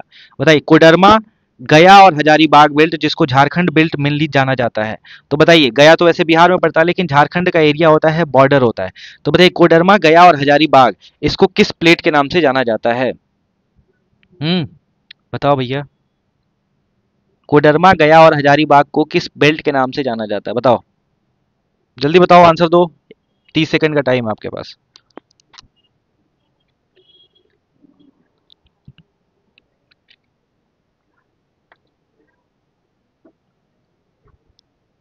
चलो बताओ, कोडरमा गया हजारीबाग बेल्ट किसके लिए जाना जाता है? तो ये जाना जाता है माइका के लिए। अब आता है सवाल कि सर बता ही दीजिए कौन कौन किसके लिए जाना जाता है। तो याद रखिएगा, आपके एग्जाम में आया हुआ सवाल है, सुंदरगढ़ किसके लिए जाना जाता है? तो अब कुछ चीजें लिख लीजिए पहले आप, नहीं तो फिर कंफ्यूज होते रहेंगे हमेशा। तो ये आज की कहानी यहीं पे खत्म, वीडियो नहीं खत्म हो रहा है, ये कहानी यहीं पे खत्म करेंगे। जो मिनरल रिसोर्स वाली जो दुख तकलीफ है वो खत्म हो जाएगा आपका। ठीक है। तो आयरन ओर के लिए सबसे पहला सवाल, उड़ीसा में कौन कौन सी जगह है? तो उड़ीसा में लिख लीजिए सबसे पहले सुंदरगढ़, इसको लिख लीजिए, ये कहानी और ये दुख दर्द आज ही खत्म होगा, सुंदरगढ़। दूसरा कौन सा जगह है? मयूरभंज, मयूरभंज। तीसरा कौन सा जगह है? झार। ये तीन जगह जान रखिएगा, उड़ीसा में किसके लिए फेमस है? आयरन ओर के लिए। झारखंड की बात कर लीजिए सर, झारखंड में लौह अयस्क के लिए कौन कौन सा जगह है? तो याद रखिएगा, नोआ मुंडी, मोस्ट इंपॉर्टेंट, कई बार आया हुआ सवाल, नोआ मुंडी, पीसीएस तक सवाल रिपीट करता है। ठीक है। बेलाडीला माइन, बेलाडीला, बेलाडीला माइन किसके लिए जाना जाता है? आयरन ओर के लिए जाना जाता है, मोस्ट इंपॉर्टेंट, 2 4 5 स्टार मार्क कर लीजिएगा। दंतेवाड़ा, दंतेवाड़ा एरिया किसके लिए जाना जाता है? तो ये भी जाना जाता है आपका आयरन ओर के लिए। कर्नाटक की बात कर लीजिए सर, कर्नाटक में, कर्नाटका, ये सब ऐसे दर्द होते हैं जो आप किसी से पूछ नहीं पाते हैं और कोई बता भी नहीं पाता है, फिर आप बैठे रहते हैं और एग्जामिनर भी बैठा रहता है कि हम तो पूछ ही लेंगे। चलो, कर्नाटक में एक एरिया है संदूर हॉस्पिट, संदूर हॉस्पिट, संदूर हॉस्पिट एरिया जो है वो कहाँ पड़ता है? बेलारी डिस्ट्रिक्ट में, बेलारी डिस्ट्रिक्ट। तो बेलारी डिस्ट्रिक्ट का संदूर हॉस्पिटल एरिया किसके लिए जाना जाता है? कर्ना आयरन ओर के लिए जाना जाता है।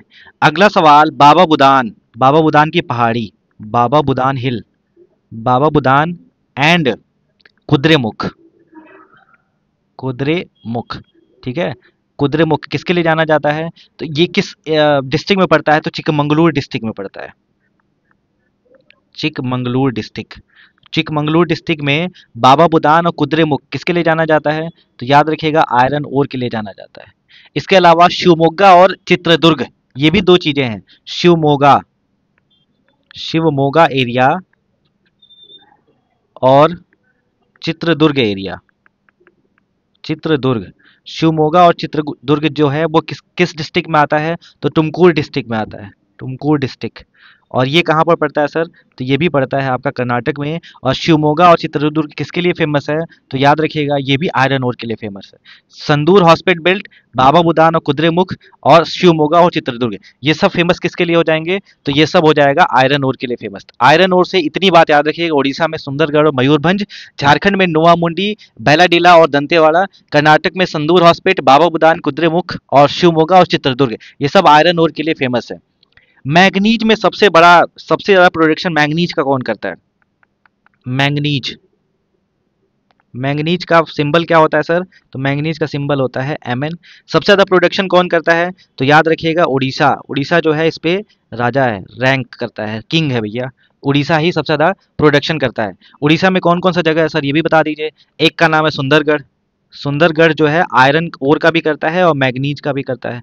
एक का नाम है कोरापुट, कोरापुट। एक का नाम है आपका मान लीजिए कालाहांडी, कालाहांडी। एक का नाम है मान लीजिए केंदुझार,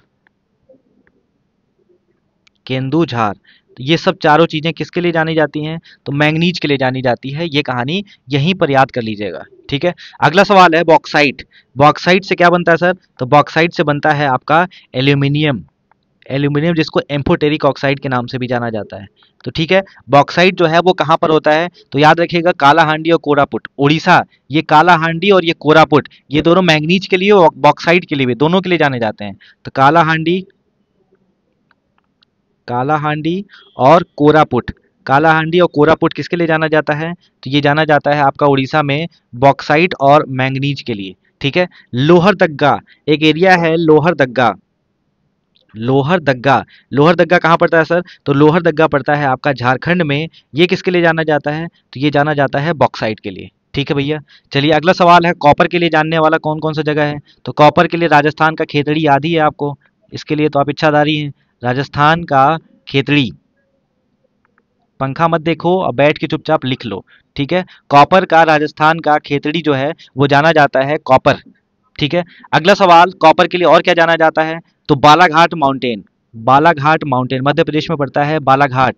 तो बालाघाट किसके लिए जाना जाता है? तो ये भी कॉपर के लिए जाना जाता है। सिंहभूम डिस्ट्रिक्ट, सिंहभूम डिस्ट्रिक्ट, सिंहभूम, सिंहभूम जो है वो किसके लिए जाना जाता है? तो सिंहभूम जो है वो झारखंड में है, ये भी कॉपर के लिए जाना जाता है। बात समझ में आ रही है? तो और माइका के लिए कौन सा जाना जाता है? माइका के लिए, तो माइका के लिए आपको सवाल, आपका सवाल ही था, माइका के लिए किसको जाना जाता है? तो कोडरमा गया हजारीबाग बेल्ट को जाना जाता है। कोडरमा गया हजारीबाग, यानी हजारीबाग को किस नाम से जाना जाता है? तो इसको माइका बेल्ट के नाम से भी जाना जाता है, ठीक है भैया। अब बताइए कोयले की बात अगर हम कर लें, कोयले का सबसे बड़ा फील्ड जो है वो कहाँ पर है? लार्जेस्ट कोल फील्ड, चलो बता दो, आज ये दुख दर्द आपका खत्म हो जाए। लार्जेस्ट कोल फील्ड, ठीक है, इतना याद कर लीजिएगा, फिर आगे कुछ और बताएंगे।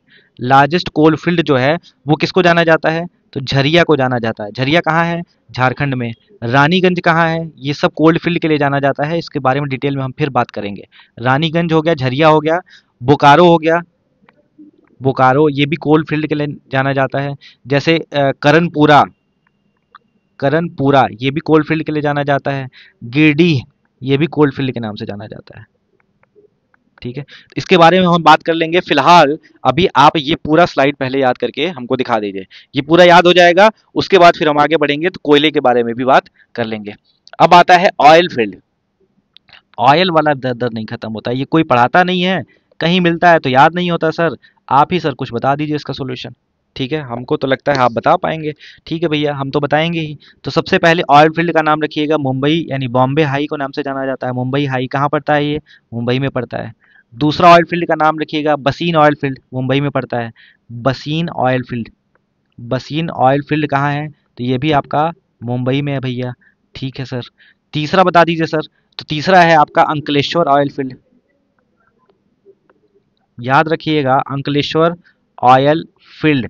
अंकलेश्वर ऑयल फील्ड कहाँ पर है? तो याद रखिएगा ये भी है आपका गुजरात में। अंकलेश्वर ऑयल फील्ड कहाँ है सर? तो ये भी है आपका गुजरात में। चौथा याद रखने की जरूरत आपको क्या है? कलोल, कलोल ऑयल फील्ड कहाँ है? कलोल ऑयल फील्ड जो है ये भी आपका पड़ता है गुजरात में, ठीक है भैया। अगला पूछा जाए डिगबोई ऑयल फील्ड कहाँ है? डिगबोई, डिगबोई ऑयल फील्ड कहाँ है? तो डिगबोई ऑयल फील्ड पड़ता है आपका असम में। असम में ब्रह्मपुत्रा रिवर, मानस, काजीरंगा, डिब्रू साइखोवा नेशनल पार्क, ये सब आप याद रखिएगा। डिगबोई के बाद याद रखना है आपको नाहर कटिया ऑयल फील्ड कहाँ पड़ता है, ठीक है। नाहर कटिया ऑयल फील्ड, नाहर कटिया ऑयल फील्ड। तो नाहर कटिया ऑयल फील्ड कहाँ पड़ता है सर? तो भैया ये पड़ता है आपका असम में, ठीक है सर। इसके अलावा आपसे पूछा जाए कि बताइए रुद्र सागर ऑयल फील्ड, एनसीईआरटी का है, मोस्ट इंपॉर्टेंट लाइन है, इसको लिख लीजिएगा। रुद्र सागर, रुद्र सागर ऑयल फील्ड कहाँ पड़ता है?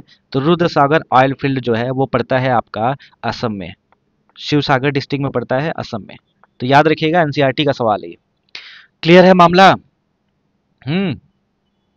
बताओ भैया, क्लियर है? ये सब याद रख लीजिएगा, ठीक है। चलिए अगला सवाल है आपके पास, the depositional pattern of CaCO3। CaCO3 मतलब क्या हो गया?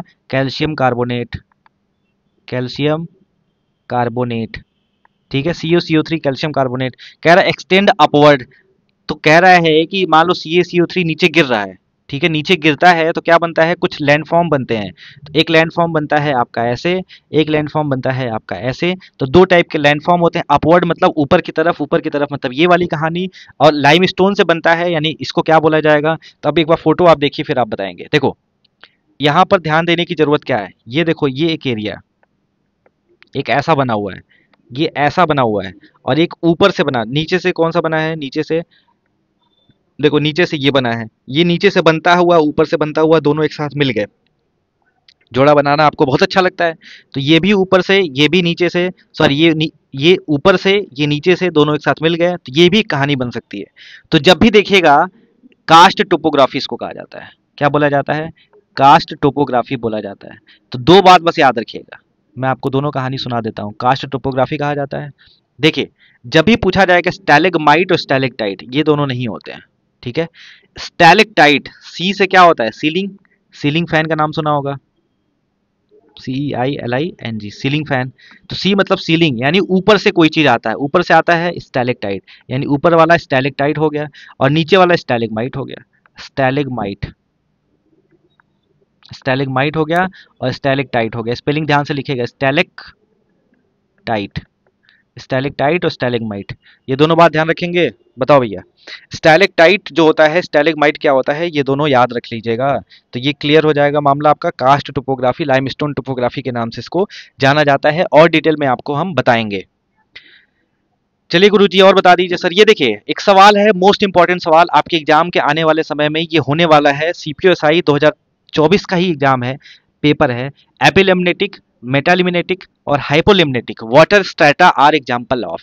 तो जब भी इस तरह के ये नाम आ जाएंगे, तो स्ट्रेटा मतलब होता है लेयर, ये किस तरह का लेयर होता है, तो याद रखिएगा लेक के लेयर होते हैं, झील के लेयर होते हैं। इसको समझा देता हूँ कैसे। देखो कुछ जोन होते हैं, जैसे मान लो ये नदी है या झील है, नदी या झील मान लो ऐसा है, तो सबसे पहला ऊपर वाला लेयर होता है, ऊपर वाला पानी का जो लेयर होता है जिसमें बहुत गड्ढा नहीं होता, बहुत गहरा नहीं होता है, इसको बोला जाता है literal zone, LITTROL, literal zone बोला जाता है।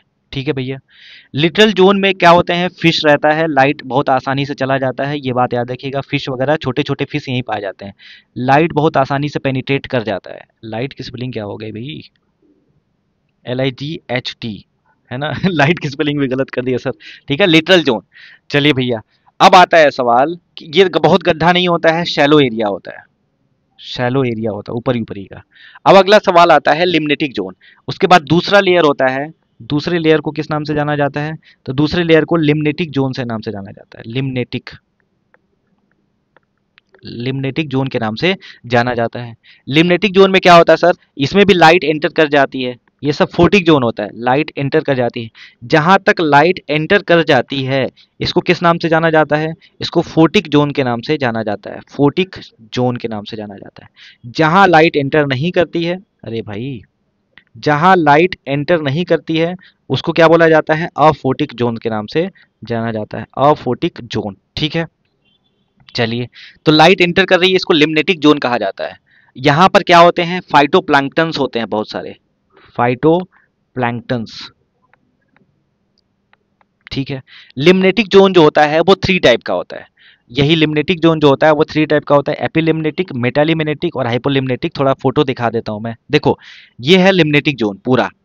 लिम्नेटिक जोन में पहला एपिलिम्नेटिक, उसके बाद हो गया हाइपोलिम्नेटिक, और ये थर्मोक्लाइन जिसको कहा जाता है। अभी के लिए इतना इतना याद रखिएगा। ठीक है, लिम्नेटिक जोन में आता है EMH। ठीक है, लिम्नेटिक जोन में आता है EMH। बात समझ में आ रही है। इसके बाद क्या होता है, इसके बाद होता है आपका इसके बाद होता है एक प्रोफंडल जोन, सबसे नीचे होता है प्रोफंडल, फुंडल जिसको कहा जा सकता है, प्रोफंडल जोन बोला जाता है।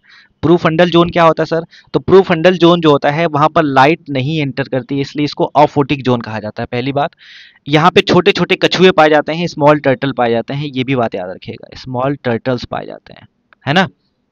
और सबसे नीचे ये होता है प्रोफंडल जोन मान लीजिए। उसके बाद सबसे नीचे होता है, ब्लैक कलर से बना दिया जाए, ये सबसे नीचे वाला जो एरिया होता है इसको क्या बोला जाता है, इसको बोला जाता है benthic zone. Benthic zone. Benthic zone क्या होता है? सबसे नीचे वाला एरिया होता है, बॉटम एरिया होता है। और यहाँ पे जो जीव जंतु मर जाते हैं, जो पेड़ पौधे मर जाते हैं, डिपोजिशन जहाँ यहाँ पर ज़्यादा होता है, सेडिमेंट डिपोजिशन। तो डिपोजिशन सबसे ज़्यादा कहाँ होता है? बेंथिक जोन में होता है। तो इसको देख लीजिए फोटो से। ये हो गया आपका literal zone, limnetic zone, profundal zone, और लास्ट में आ गया आपका बेंथिक जोन। क्यों भाई, क्लियर है मामला? तो एक मिनट पानी पी लेता हूँ, देखो इसको फोटो को फटाफट।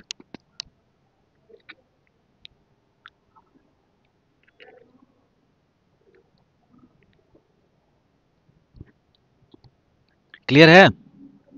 चलिए भैया, तो ये भी कहानी आपकी क्लियर हो गई। यानी लेक्स के कितने लेयर हो गए हैं?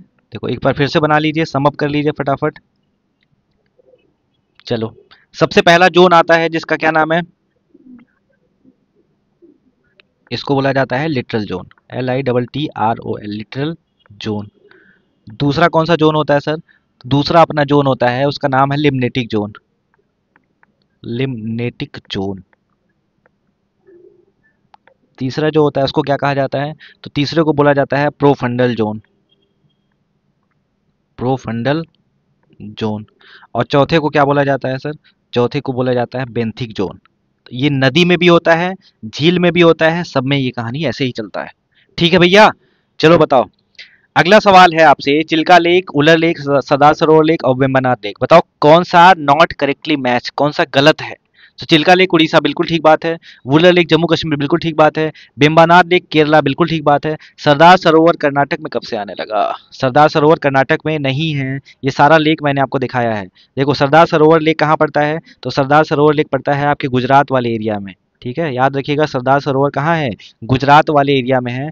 तो लिख लीजिए सरदार सरोवर कहाँ पड़ेगा आपका? तो ये पड़ेगा गुजरात में। गुजरात में पड़ता है। अब कुछ इंपॉर्टेंट लेक्स का नाम बिल्कुल याद होना चाहिए। जैसे पूछा जाए Kolleru lake, Pulicat lake, Pulicat lake. Map में देखते रहिए पुलिकट लेक कहाँ पड़ता है? तो ये आंध्र प्रदेश और तमिलनाडु के बॉर्डर पर पड़ता है, पुलिकट लेक। कोलेरू लेक कहाँ पड़ता है? कोलेरू लेक, कोलेरू लेक पड़ता है आपका आंध्र प्रदेश में, आंध्र प्रदेश। इसके बाद आपसे पूछा जाता है कुछ इंपॉर्टेंट लेक। चुलामू लेक कहाँ पड़ता है? चुलामू, चुलामू लेक जो हाईएस्ट लेक है ऊंचाई के हिसाब से, ये पड़ता है आपका सिक्किम में। देखो सिक्किम में पड़ रहा है कि नहीं पड़ रहा है, ये है चुलामू लेक। ठीक है, आपसे पूछा जाए बताइए लोकटक लेक कहाँ है? लोकटक, तो लोकटक लेक पड़ता है आपका मणिपुर में, मणिपुर में पड़ता है। चिल्का लेक कहाँ पड़ता है? चिल्का, चिल्का लेक पड़ता है आपका उड़ीसा में। सांभर लेक कहाँ पड़ता है? सांभर लेक, सांभर लेक पड़ता है आपका राजस्थान में। ठीक है, और नाम बता दीजिए सर। जैसे आपने देखा होगा रेणुका लेक, सबसे छोटा लेक कौन सा है? रेणुका लेक। आप इसको याद कर लीजिए, फिर स्पेसिफिकेशन बताया जाएगा। तो ये पड़ता है हिमाचल प्रदेश में। बात समझ में आ रही है? उसके बाद आपसे पूछा जाए बताइए कांवर ताल कहाँ पड़ता है? भारत का, एशिया का सबसे बड़ा ऑक्सबो लेक है कांवर ताल। कांवर ताल पड़ता है आपका बिहार में। ठीक है, ये भी याद रखिएगा। उसके बाद पूछा जाए आपसे कि बताइए कहाँ पर रूपकुंड ग्लेशियर कहाँ है? रूपकुंड, रूपकुंड लेक, रूपकुंड लेक, तो ये आपका पड़ता है उत्तराखंड में। बात समझ में आ रही है? वेम्बानाथ लेक कहाँ पड़ता है? Vembanad lake, Vembanad lake, Vembanad lake पड़ेगा आपका केरला में। आपसे पूछा जाए बताइए सस्टम कोट्टा लेक कहाँ पड़ता है? SASTHAM, सस्टम कोट्टा। याद रखिएगा मोस्ट इंपॉर्टेंट, सस्टम कोट्टा लेक जो है वो भी केरला में पड़ता है। और केरला में एक और नाम याद रखिएगा, अष्टामुडी लेक, अष्टामुडी लेक। अष्टामुडी लेक भी कहाँ पड़ता है सर? ये भी केरला में पड़ता है। तो ये सारा आपके मैप के साथ इसको दे दिया है, इसको याद कर लीजिएगा, देख लीजिएगा, छाप लीजिएगा इसको। ठीक है, चलिए अगला सवाल आपसे पूछा जाए कि बताइए दुर्ग, बस्तर और चंद्रपुर आयरन, आयरन ओर के लिए दुर्ग, बस्तर और चंद्रपुर कहाँ है? तो याद रखिएगा बस्तर और दुर्ग छत्तीसगढ़, चंद्रपुर जो है महाराष्ट्र में है, जिसका सही आंसर हो जाएगा छत्तीसगढ़ और महाराष्ट्र। इसलिए मैं आपको बार बार बता रहा हूँ ताकि ये चीज़ें याद हो जाएं। बात समझ आ रही है? क्यों नहीं समझ आ रही है? तो याद रखिएगा दुर्ग, बस्तर और छत्तीसगढ़ जो है MTS में आया हुआ है सर ये। ठीक है, मेट्रिकुलेशन लेवल यानी MTS का सवाल है, ये भी याद रखिएगा। अगला सवाल है आपसे पास, मेजर कोल्ड फील्ड कौन कौन से हैं? तो अभी बताया है झरिया और रानीगंज। याद रखिएगा मेजर कोल्ड फील्ड में कौन कौन आ जाएगा, झरिया और रानीगंज के नाम से याद रखिएगा। अगला सवाल है, अरेबियन सी में गिरने वाली कौन कौन सी नदी नहीं है? नहीं है मतलब क्या, यानी महानदी नहीं है। अब देखो ये है आपका इंडिया। इंडिया में जो नदी इधर आके गिरती हैं इसको बोला जाता है अरेबियन सी में गिरने वाली नदी।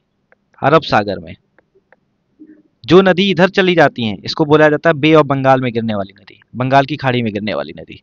तो जो नदी इधर गिरती है जैसे महानदी, गंगा वगैरह, तो ये सब बे ऑफ बंगाल की बात है। जो अरेबियन सी में गिरती हैं इसको याद रखने का तरीका है Sabarmati river, Sabarmati river, Mahi river, Narmada river, Narmada river, Tapti river, ठीक है, जुआरी रिवर या मांडवी रिवर, ये सब जो है वो क्या है, ये सब अरेबियन सी में गिरने वाली नदी है। बाकी सब नदियां जो है वो बे ऑफ बंगाल में जाती हैं। तो याद रखिएगा ये अरेबियन सी और ये है बे ऑफ बंगाल। तो याद रखेंगे महानदी जो है वो कहाँ, महानदी जो है वो कहाँ गिरती है, तो बे ऑफ बंगाल में गिरती है, इसका सही आंसर हो जाएगा। चलो अब कुछ सवाल है महानदी के, कुछ ट्रिब्यूटरी का नाम याद रखिएगा। महानदी की जब जब बात आएगी तो वो ट्रिब्यूटरी का नाम कैसे याद रखना है, तो आप ऐसे बना लेंगे महानदी। महानदी जो है वो सबसे पहली ट्रिब्यूटरी का नाम है महानदी, हेडिंग डालिएगा। महानदी में सबसे पहले हेडिंग डालिए, सबसे पहले लिखेंगे हसदो, एक पहले लिखेंगे शिवनाथ, शिवनाथ, उसके बाद लिखेंगे हसदो, मांड, इब, उसके बाद इधर से लिखेंगे तेल, ओंग और जोंक। जोंक रिवर किसकी ट्रिब्यूटरी है, महानदी की। तो शिवनाथ, हसदो, मांड, ऐसे याद रखिएगा, शिवनाथ, हसदो, मांड, इव, तेल, ओम, जोंक। बार बार याद करेंगे तो याद हो जाएगा, शिवनाथ, हसदो, मांड, इव, तेल, ओम, जोंक। 5 बार हमारे साथ बोलिए, वहीं पर जहां भी बैठे हैं तेजी से बोलिए, शिवनाथ, हसदो, मांड, इव, तेल, ओम, जोंक। शिवनाथ, हसदो, मांड, इव, तेल, ओम, जोंक। ठीक है, शिवनाथ, हसदो, मांड, इव, तेल, ओम, जोंक। ऐसे बना लीजिए आप ब्लैंक पेपर पे, शिवनाथ, हसदो, मांड, इव, तेल, ओम, जोंक। किसकी ट्रिब्यूटरी है, महानदी की ट्रिब्यूटरी है। बात खत्म। तो ये है महानदी की कहानी। तो महानदी शिवनाथ, हसदो, मांड, इव, तेल, ओंग, जोंग, शिवनाथ, हसदो, मांड, इव, तेल, ओंग, जोंग। ठीक, याद रखिएगा इसको। अगला सवाल है आपका कौन सा है, तो त्र्यंबक लेक, त्र्यंबक झील से निकलती है, बताओ। त्र्यंबक पहाड़ से निकलती है, त्र्यंबक हिल से निकलती है, उसका क्या नाम है सर, तो उसका नाम हो जाएगा आपका क्या, गोदावरी। ठीक है, गोदावरी जो है नासिक के त्र्यंबकेश्वर से निकलती है। ठीक है, इसकी गोदावरी रिवर लिख लीजिएगा, हेडिंग डालिएगा क्या, गोदावरी रिवर, गोदावरी रिवर। ये किसका है, महानदी का है। ठीक है भैया। अब देखिए गोदावरी रिवर में क्या है, सबसे पहले त्र्यंबक हिल से निकलती है, उसके बाद क्या है, दूधना, पूर्णा, पेन पेन, फिर उसके बाद अब यहाँ पे देखिएगा ये क्या है आपका, प्राणहिता। प्राणहिता मिलने से पहले पहले इधर से पेनगंगा, वेनगंगा, वर्धा, 3 चीजें मिलती हैं। ऐसे बना लीजिएगा, इसको शॉर्ट में थोड़ा लिख दिया जाए, पेनगंगा, वर्धा, वेनगंगा, तीनों मिलती हैं तो क्या बनता है, प्राणहिता बनता है। इसको अलग से बना लीजिएगा। ठीक है, प्राणहिता किससे किससे बनता है, तो प्राणहिता जो बनता है आपका, वो बनता है आपका पेनगंगा, वर्धा और वेनगंगा से। तो दूधना, पूर्णा, उसके बाद पेनगंगा, वर्धा, वेनगंगा से मिल गया प्राणहिता, इंद्रावती, शबरी, बस इसको छोड़ दीजिएगा। बात समझ में आ रही है, दूधना, पूर्णा, पेनगंगा और प्राणहिता, इंद्रावती और शबरी, ये किसकी ट्रिब्यूटरी हो जाएंगी, तो ये हो जाएगा आपका किसका, गोदावरी रिवर का। इधर से देखिए, तो उसके बाद है मूला, मांजरा, मानेर और किन्नरसानी, किन्नरसानी छोड़ दीजिएगा। उसके बाद याद रखिएगा मूला, मांजरा और मानेर, ये 3 बात याद रखिएगा। मांजरा नदी पर ही बना है निजाम सागर डैम, इसीलिए बोला जाता है गोदावरी पे कौन सा डैम है, निजाम सागर डैम है। बात समझ में आ रही है। बाली मेला रिजर्वायर किस पे बना है, तो सिलेरू रिवर पे बना है, ये भी याद रखिएगा। बात समझ में आ गई, तो याद रखिएगा दूधना, पूर्णा, प्राणहिता, इंद्रावती, सबरी और सिलेरू। ठीक है, दूधना, पूर्णा, प्राणहिता, दूधना, पूर्णा, प्राणहिता, इंद्रावती, सबरी, सिलेरू, दूधना, पूर्णा, प्राणहिता, इंद्रावती, सबरी और सिलेरू। बार बार मैं याद करा दूंगा, घबराने की जरूरत नहीं है, एक एक दो दो नदी को डेली करेंगे, याद हो जाएगा। उसके बाद इधर क्या है, मूला मांजरा मानेर, इसको बोल जाइएगा मूला मांजरा और मानेर, मूला मांजरा और मानेर। मांजरा पे ही है निजाम सागर डैम। इसके बाद आता है लास्ट नदी आज के लिए, कावेरी रिवर। कावेरी रिवर, कावेरी में क्या है, कावेरी जो है ब्रह्मगिरी पहाड़ी से निकलती है, कावेरी ब्रह्मगिरी पहाड़ी से निकलती है, गोदावरी त्र्यंबक पहाड़ी से निकलती है, ठीक है, महानदी सिहावा हिल से निकलती है। अब इसमें क्या है, इसमें हेमावती, शिमशा, अर्कावती, हेमावती, शिमशा, अर्कावती। तो कावेरी रिवर में हेमावती, शिमशा और अर्कावती, हेमावती, शिमशा और अर्कावती। और इधर क्या हो जाएगा, लक्ष्मण कब आए, लक्ष्मण तीर्थ, काबिनी, सुवर्णावती, भवानी, नोइल और अमरावती। तो ये रिवर है, इसके बारे में मैं आपको बता दूं। जैसे कावेरी रिवर आप बनाइएगा, कावेरी रिवर बनाइए, ये कावेरी कहाँ से निकलती है, तो ब्रह्मगिरी हिल से निकलती है। तो सबसे पहले हेमावती, उसके बाद शिमशा, हेमावती, शिमशा और अर्कावती। एक एक नदी को याद करिए। इधर से लक्ष्मण तीर्थ, उसके लक्ष्मण कब आए, काबिनी, ठीक है। उसके बाद क्या है, सुवर्णावती, उसके बाद क्या है, भवानी, उसके बाद क्या है, नोइल रिवर, और उसके बाद क्या है, अमरावती। नोइल भी छोड़ भी देंगे तो कोई बात नहीं है, अमरावती याद रखिएगा, ठीक है। चलिए भैया, तो इसको देख लीजिएगा। शिवनाथ फिर से रिवीजन कर दो, महानदी हमने पढ़ा, गोदावरी रिवर सिस्टम पढ़ा हमने, और क्या पढ़ा हमने, कावेरी रिवर। तो कावेरी कहाँ से निकलती है, ब्रह्मगिरी से निकलती है। महानदी कहाँ से निकलती है, सिहावा पहाड़ी से निकलती है, अमरकंटक से। और गोदावरी कहाँ से निकलती है, त्र्यंबकेश्वर पहाड़ी वेस्टर्न घाट से निकलती है। अब होता क्या है, शिवनाथ, हसदो, मांड, ईप, तेल, ओंग, जोंग, ये किसकी ट्रिब्यूटरी है, महानदी की ट्रिब्यूटरी है। आपसे पूछा जाए दुधना, पूर्णा, प्राणहिता, इंद्रावती, शबरी, सिलेरू, मानेर, मांजरा, मूला, ये किसकी ट्रिब्यूटरी है, गोदावरी की ट्रिब्यूटरी है। ऐसे सवाल आते भी हैं आपके एग्जाम में। और ब्रह्मगिरी पहाड़ी से कौन निकलती है, कावेरी निकलती है, ठीक है। भवानी सागर डैम किस पर है, भवानी नदी पर है। भवानी नदी किसकी ट्रिब्यूटरी है, कावेरी की है। तो याद रखिएगा, हेमावती, शिमशा, अर्कावती, लक्ष्मण तीर्थ, काबिनी, सुवर्णावती, भवानी और अमरावती, ये किसकी है, ये है कावेरी रिवर की। निजाम सागर डैम किस पे है, मांजरा रिवर यानी गोदावरी रिवर पर। और भवानी सागर किस पे है, भवानी रिवर पर और कावेरी रिवर पर। कृष्णा राज सागर डैम जो है वो किस पर है, कावेरी रिवर पर। और आपसे पूछा जाए होगे नक्कल वाटरफॉल किस पर है, कावेरी रिवर पर। स्टैनले रिजर्वायर किस पर है, कावेरी रिवर पर। मेट्टूर डैम किस पर है, कावेरी रिवर पर। ये सारी बात ध्यान रखिएगा, ठीक है। तो अब धीरे धीरे आपको याद हो जाएगा, परेशान होने की जरूरत नहीं है। अब सवाल है कि कौन सा पास जो है वो हिमाचल प्रदेश में नहीं है। तो बारालाचला, रोहतांग, शिवकिला और बनिहाल। तो याद रखिएगा, इसका सही आंसर क्या हो जाएगा, बनिहाल पास जो है वो हिमाचल प्रदेश में नहीं है। तो कुछ पास है जो इंपॉर्टेंट है, याद रखिएगा। माना लेक, माना, नीति और लिपू लेक, लिपू लेक। माना, नीति और लिपू लेक जो है वो किसमें है, तो ये है आपका उत्तराखंड में भाई साहब। ये बात, पहली बात याद रखिएगा। उसके बाद क्या याद रखना है आपका, रोहतांग, बारालाचला और शिवकिला, ये हिमाचल प्रदेश में हो गया। बारालाचला लिखिए, बार बार इसको लिखिए, बारालाचला, रोहतांग और शिवकिला, ये कहाँ है सर, तो ये दोनों तीनों पड़ जाएगा आपका हिमाचल प्रदेश में। तो हिमाचल प्रदेश याद हो गया, बारालाचला, रोहतांग, शिवकिला। और माना, नीति और लिपुलेख जो है वो कहाँ है, वो उत्तराखंड में है। ये बात याद रखिएगा, ठीक है। लनकला, लनकला, इसको भी याद करने की जरूरत नहीं है। अब आगे आगे सवाल है आपका, जैसे देखो, माना, नीति और लिपुलेख ये कहाँ है, उत्तराखंड में है। टेलीस पास कहाँ है, उत्तराखंड में है। तो ये फोटो भी देख के आप बहुत सारी चीजें याद कर सकते हैं।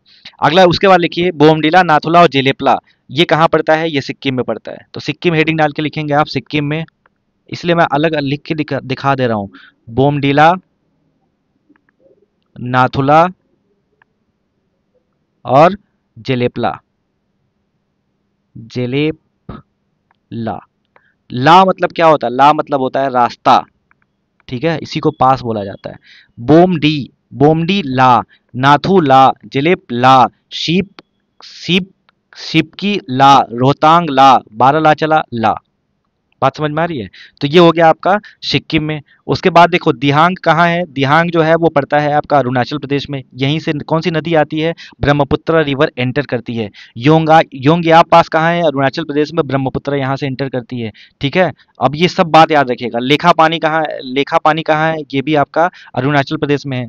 तो याद रखिएगा, अरुणाचल प्रदेश से कौन सी नदी आती है, सॉरी, ब्रह्मपुत्र किससे एंटर करती है, तो ब्रह्मपुत्र एंटर करती है भैया, ब्रह्मपुत्र एंटर करती है किससे, योंगयाप पास से। जाके इंस्टाग्राम पे रील देख लीजिएगा, पता चल जाएगा ब्रह्मपुत्रा रिवर के बारे में। ठीक है, ब्रह्मपुत्रा रिवर में कौन कौन सी ट्रिब्यूटरी आती हैं? तीस्ता है, सुबनश्री है, धनश्री है, मानस है, दिहांग है, दिबांग है, लोहित है। ये सब ट्रिब्यूटरी किसकी हैं? ये सब पड़ती हैं किसकी भैया? तो ये पड़ता है आपके ब्रह्मपुत्रा रिवर का। बात समझ में आ रही है? तो ये याद रखिएगा। अभी फिलहाल के लिए आप इतना याद रखिए, माना, नीति और लिपुलेख, बारालाचला, रोहतांग और शिवकिला, सिक्किम में बोमडीला, नाथुला और जेलेपला। इसके बाद फिर अब आ जाइए इधर आप, ठीक, जम्मू कश्मीर की तरफ। तो जम्मू कश्मीर में कौन कौन से आ जाएंगे? पारपीक पास, अघिल पास, लनकला, चांगला, उमलिंगला और मुलिंगला। ठीक है, इसको मैं आगे बाद में। बारालाचला पास कहाँ पड़ता है? तो ये पड़ता है आपका जम्मू कश्मीर वाले एरिया में। बनिहाल पास जम्मू कश्मीर में पड़ता है। रोहतांग पास जम्मू कश्मीर में पड़ता है। शीप किला हिमाचल प्रदेश में पड़ता है। ठीक है, तो इसको याद रखिएगा। सॉरी, रोहतांग हिमाचल प्रदेश में पड़ता है। याद रखिएगा इसको, इतना याद हो जाएगा, फिर हम आगे इस पर बात करेंगे। चलो बताओ, बॉक्साइट के लिए मेजर कौन सा है? बॉक्साइट के लिए मेजर माइन कौन सा है? तो लोहरदग्गा अभी तो पढ़ा था आपने। बताओ लोहरदग्गा किसके लिए पढ़ा था? लोहरदग्गा किसके लिए पढ़ा था भैया? चलो इसका आंसर आप होमवर्क में देंगे। क्या इसका ये आंसर होगा? कलोल तो ऑयल फील्ड है, खेतरी कॉपर के लिए, जवार किसके लिए जाना जाता है? ये भी कॉपर के लिए। तो लोहरदग्गा इसका सही आंसर हो जाएगा। लोहरदग्गा कहाँ है? कमेंट सेक्शन में आप लिखिएगा। अगला, बाबा बुदान किसके लिए जाना जाता है? आयरन ओर के लिए जाना जाता है। ठीक है, उसके बाद सवाल है कि metabolism of fat and steroid hormone. Steroid hormone को मेटाबॉलिज्म से रिलेटेड कौन सी बात हो रही थी? अभी तो हमने बात करी थी स्मूथ इंडोप्लाज्मिक रेटिकुलम। ठीक है, अब ये कहानी है हाइपोटोनिक, हाइपरटोनिक, आइसोटोनिक। इसके बारे में मैंने बता दिया। सेल स्वेल अप होती है, सेल श्रिंक होती है, सेल वैसी ही रहती है। कह रहा है प्रो विटामिन ए कौन सा है जो एंटी कैंसर होता है? एंटी कैंसर का मतलब होता है एंटी कार्सिनोजेनिक। एंटी कार्सिनोजेनिक कौन सा होता है? इसका सही आंसर हो जाएगा जो गाजर में पाया जाता है। गाजर में क्या मिलता है? बीटा कैरोटीन मिलता है। ये भी याद रखिएगा। बीटा कैरोटीन कहाँ पर मिलता है? गाजर में मिलता है। इसको भी याद कर लीजिएगा आप। चलो, ब्लड शकिंग लीच। अब यहाँ से सवाल आ जाता है फाइलम का। फाइलम वाला क्लास अगले अगले वीडियो में हम आपको करा देंगे।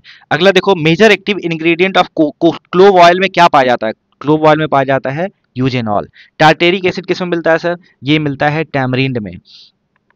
और किस में टैमरिंड भैया, टैमरिंड, टैमरिंड में मिलता है। टार्टेरिक एसिड किस में मिलता है? कच्चा आम में मिलता है। कच्चा आम, कच्चा आम, मैंगो पीपल नहीं। ठीक है, और टार्टेरिक एसिड किस में मिलता है? ग्रेप्स में मिलता है। याद रखिएगा। मैलिक एसिड किस में मिलता है? एप्पल में मिलता है।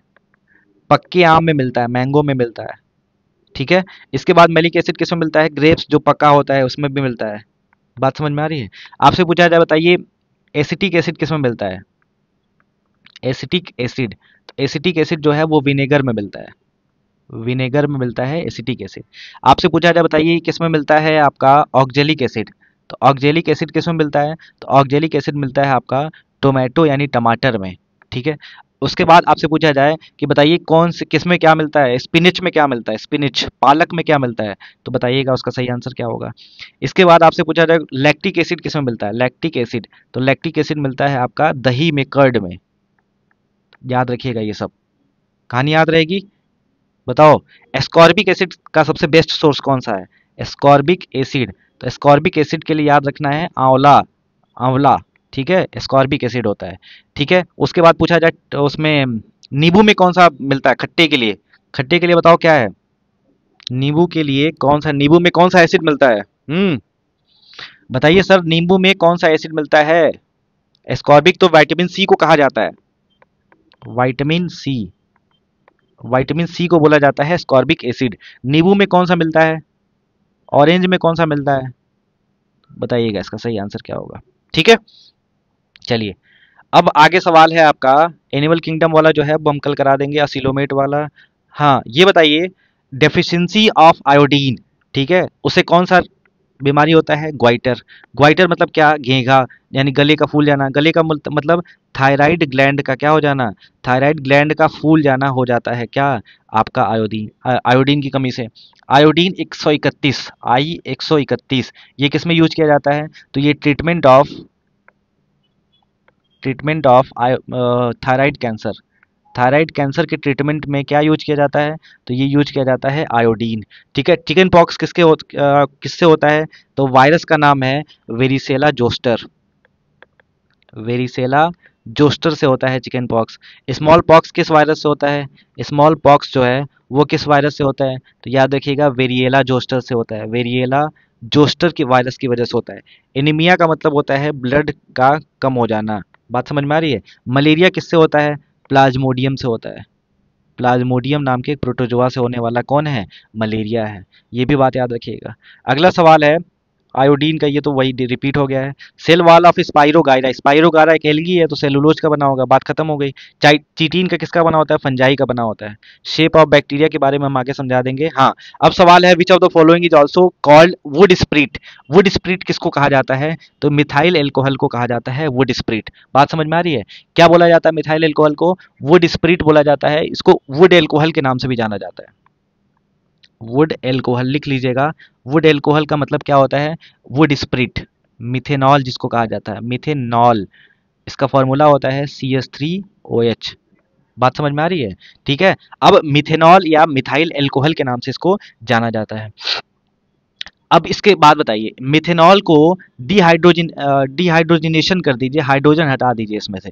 तो dehydrogenation, dehydrogenation dehydrogenation of methanol किस नाम से जाना जाता है इसको? तो डिहाइड्रोजिनेशन ऑफ मिथेनॉल को जाना जाता है फॉर्मेल्डिहाइड के फॉर्म में। फॉर्मेल्डिहाइड, फॉर्मेल्डिहाइड क्या होता है? तो डिहाइड्रोजिनेशन कर दीजिए किसका? मिथेनॉल को, तो फॉर्मेल्डिहाइड कहा जाता है। चलिए बताइए, सिन गैस किसको कहा जाता है? सिन गैस, सिन गैस जो होता है उसको बोला जाता है H2+CO।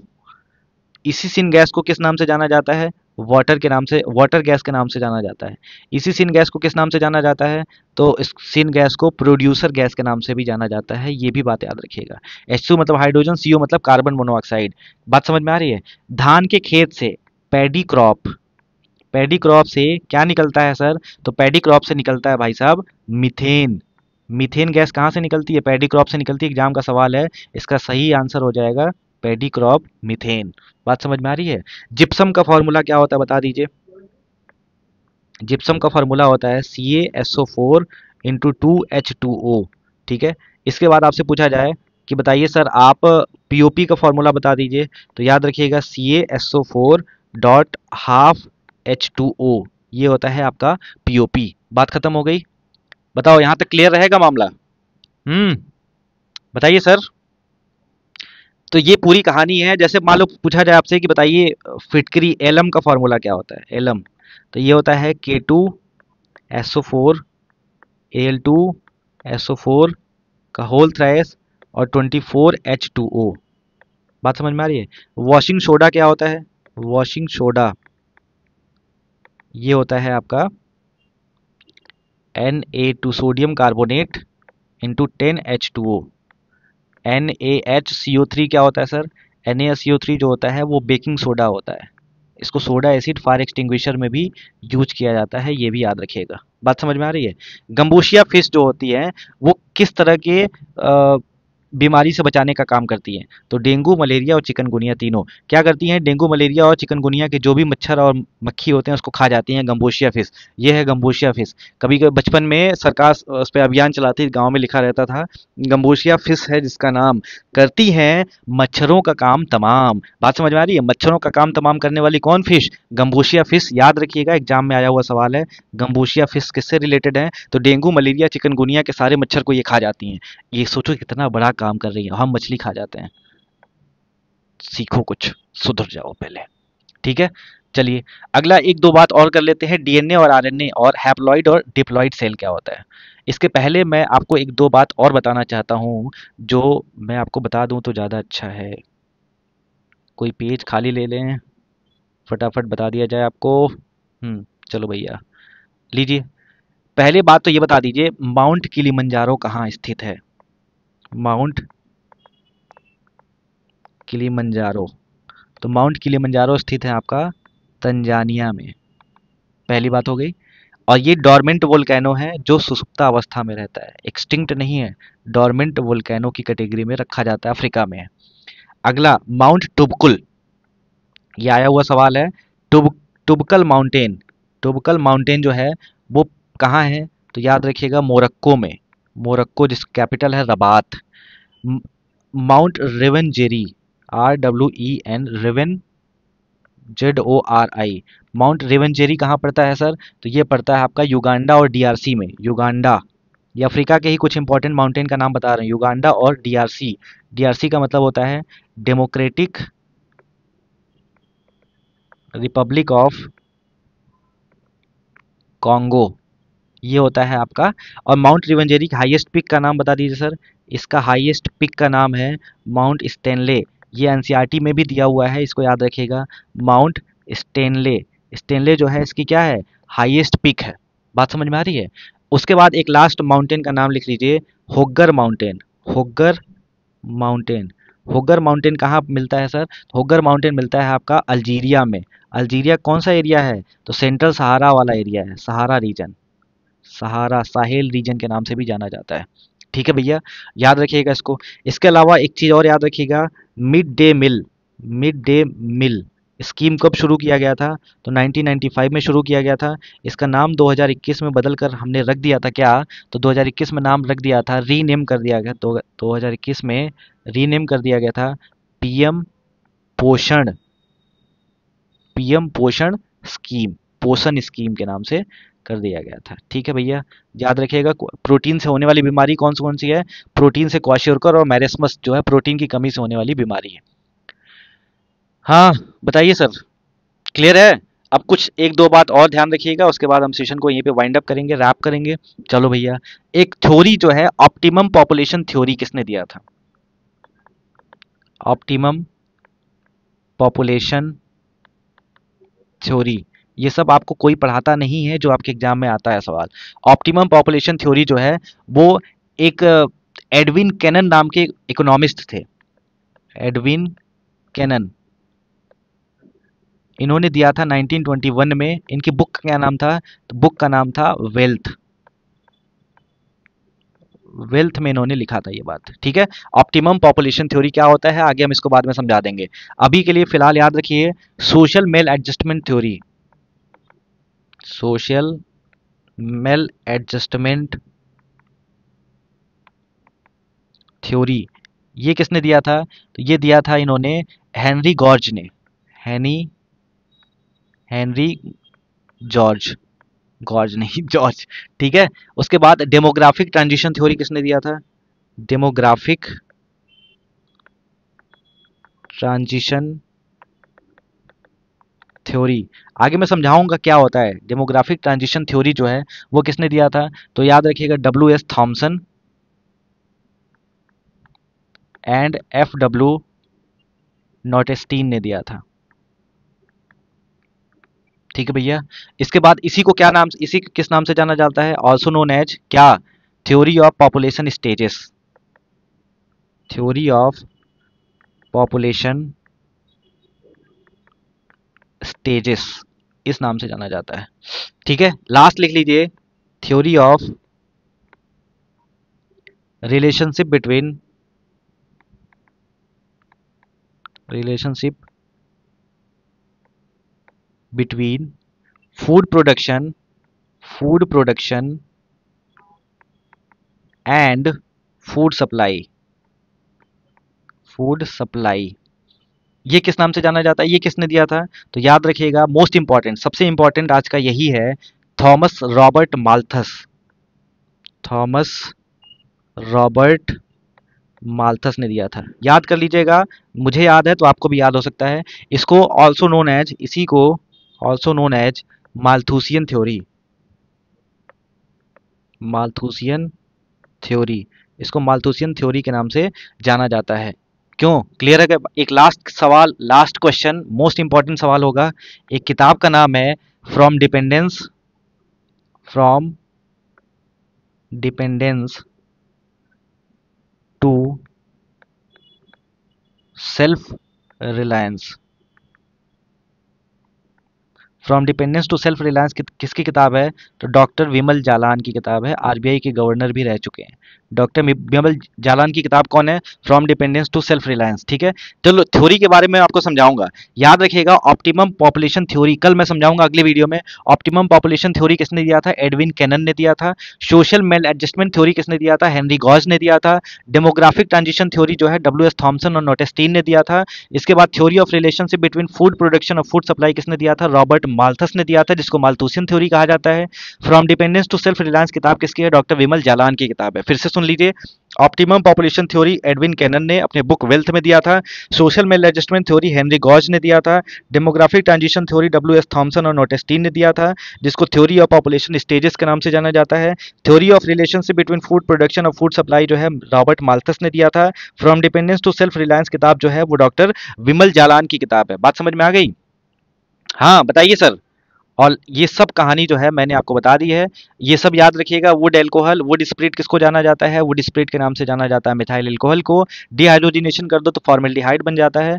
आपको मैं और भी कुछ बता रहा था, जैसे कहाँ गया वो? कहाँ गया भैया? ये था आपका, हाँ। माउंट किलिमंजारो कहाँ है? तंजानिया में है। टुबकल माउंटेन कहाँ है? मोरक्को में है। माउंट रिवनजोरी युगांडा और डीआरसी में पड़ता है। रिवनजोरी का हाईएस्ट पीक का नाम याद रखिएगा माउंट स्टैनली, क्योंकि एनसीईआरटी क्लास 7th में है। ठीक है। होगर माउंटेन कहाँ है? अल्जीरिया में, सहारा में। और मिड डे मील 1995 में शुरू हुआ था, 2021 में रीनेम हो गया था। इसके साथ एक चीज और याद रखिएगा, केसीसी। केसीसी का मतलब होता है किसान क्रेडिट कार्ड। तो किसान क्रेडिट कार्ड की शुरुआत हुई थी 1998-99 में। तो ये दोनों बात भी ध्यान रखिएगा। इसी के साथ अपना सेशन होता है यहीं पर ख़त्म। फिर मिलते हैं अगले वीडियो में। तब तक आप अपना ख्याल रखिए। जो नोट्स आपने बनाए हैं इसको रिवाइज करिए, नोट्स बना लीजिएगा। और जब नोट्स बन जाए तो आप हमें हमारे व्हाट्सएप पे भी भेज सकते हैं, टेलीग्राम पे, इंस्टाग्राम पे भी भेज सकते हैं। लक्ष्य सीरीज में हमेशा आपका स्वागत रहेगा। जीवन के कोई भी एग्जाम देते हो जिसमें जीएस आती होगी तो ये सीरीज जो है आपके लिए बहुत ज़्यादा हेल्पफुल होने वाली है। हफ्ते में 3 से 4 वीडियो मिला करेंगे और यकीन मानिए सिलेक्शन की ही तैयारी कराएगा। इसके पीछे की हम कोई बात नहीं करेंगे। मेरा नाम दुर्गेश पांडे, मैं आपको वन डे के चैनल पे बहुत बहुत स्वागत करता हूँ। ठीक है, खुश रहिए, आज़ाद रहिए, जीवन को अच्छे से जिया करिए, परेशान मत हुआ करिए। परेशान होइए तो हमें बताइए, कोई समस्या होगी तो हम बैठ के वहाँ पे सॉल्व करेंगे। ठीक है, मिलते हैं अगली वीडियो में। तब तक के लिए जय हिंद, जय भारत।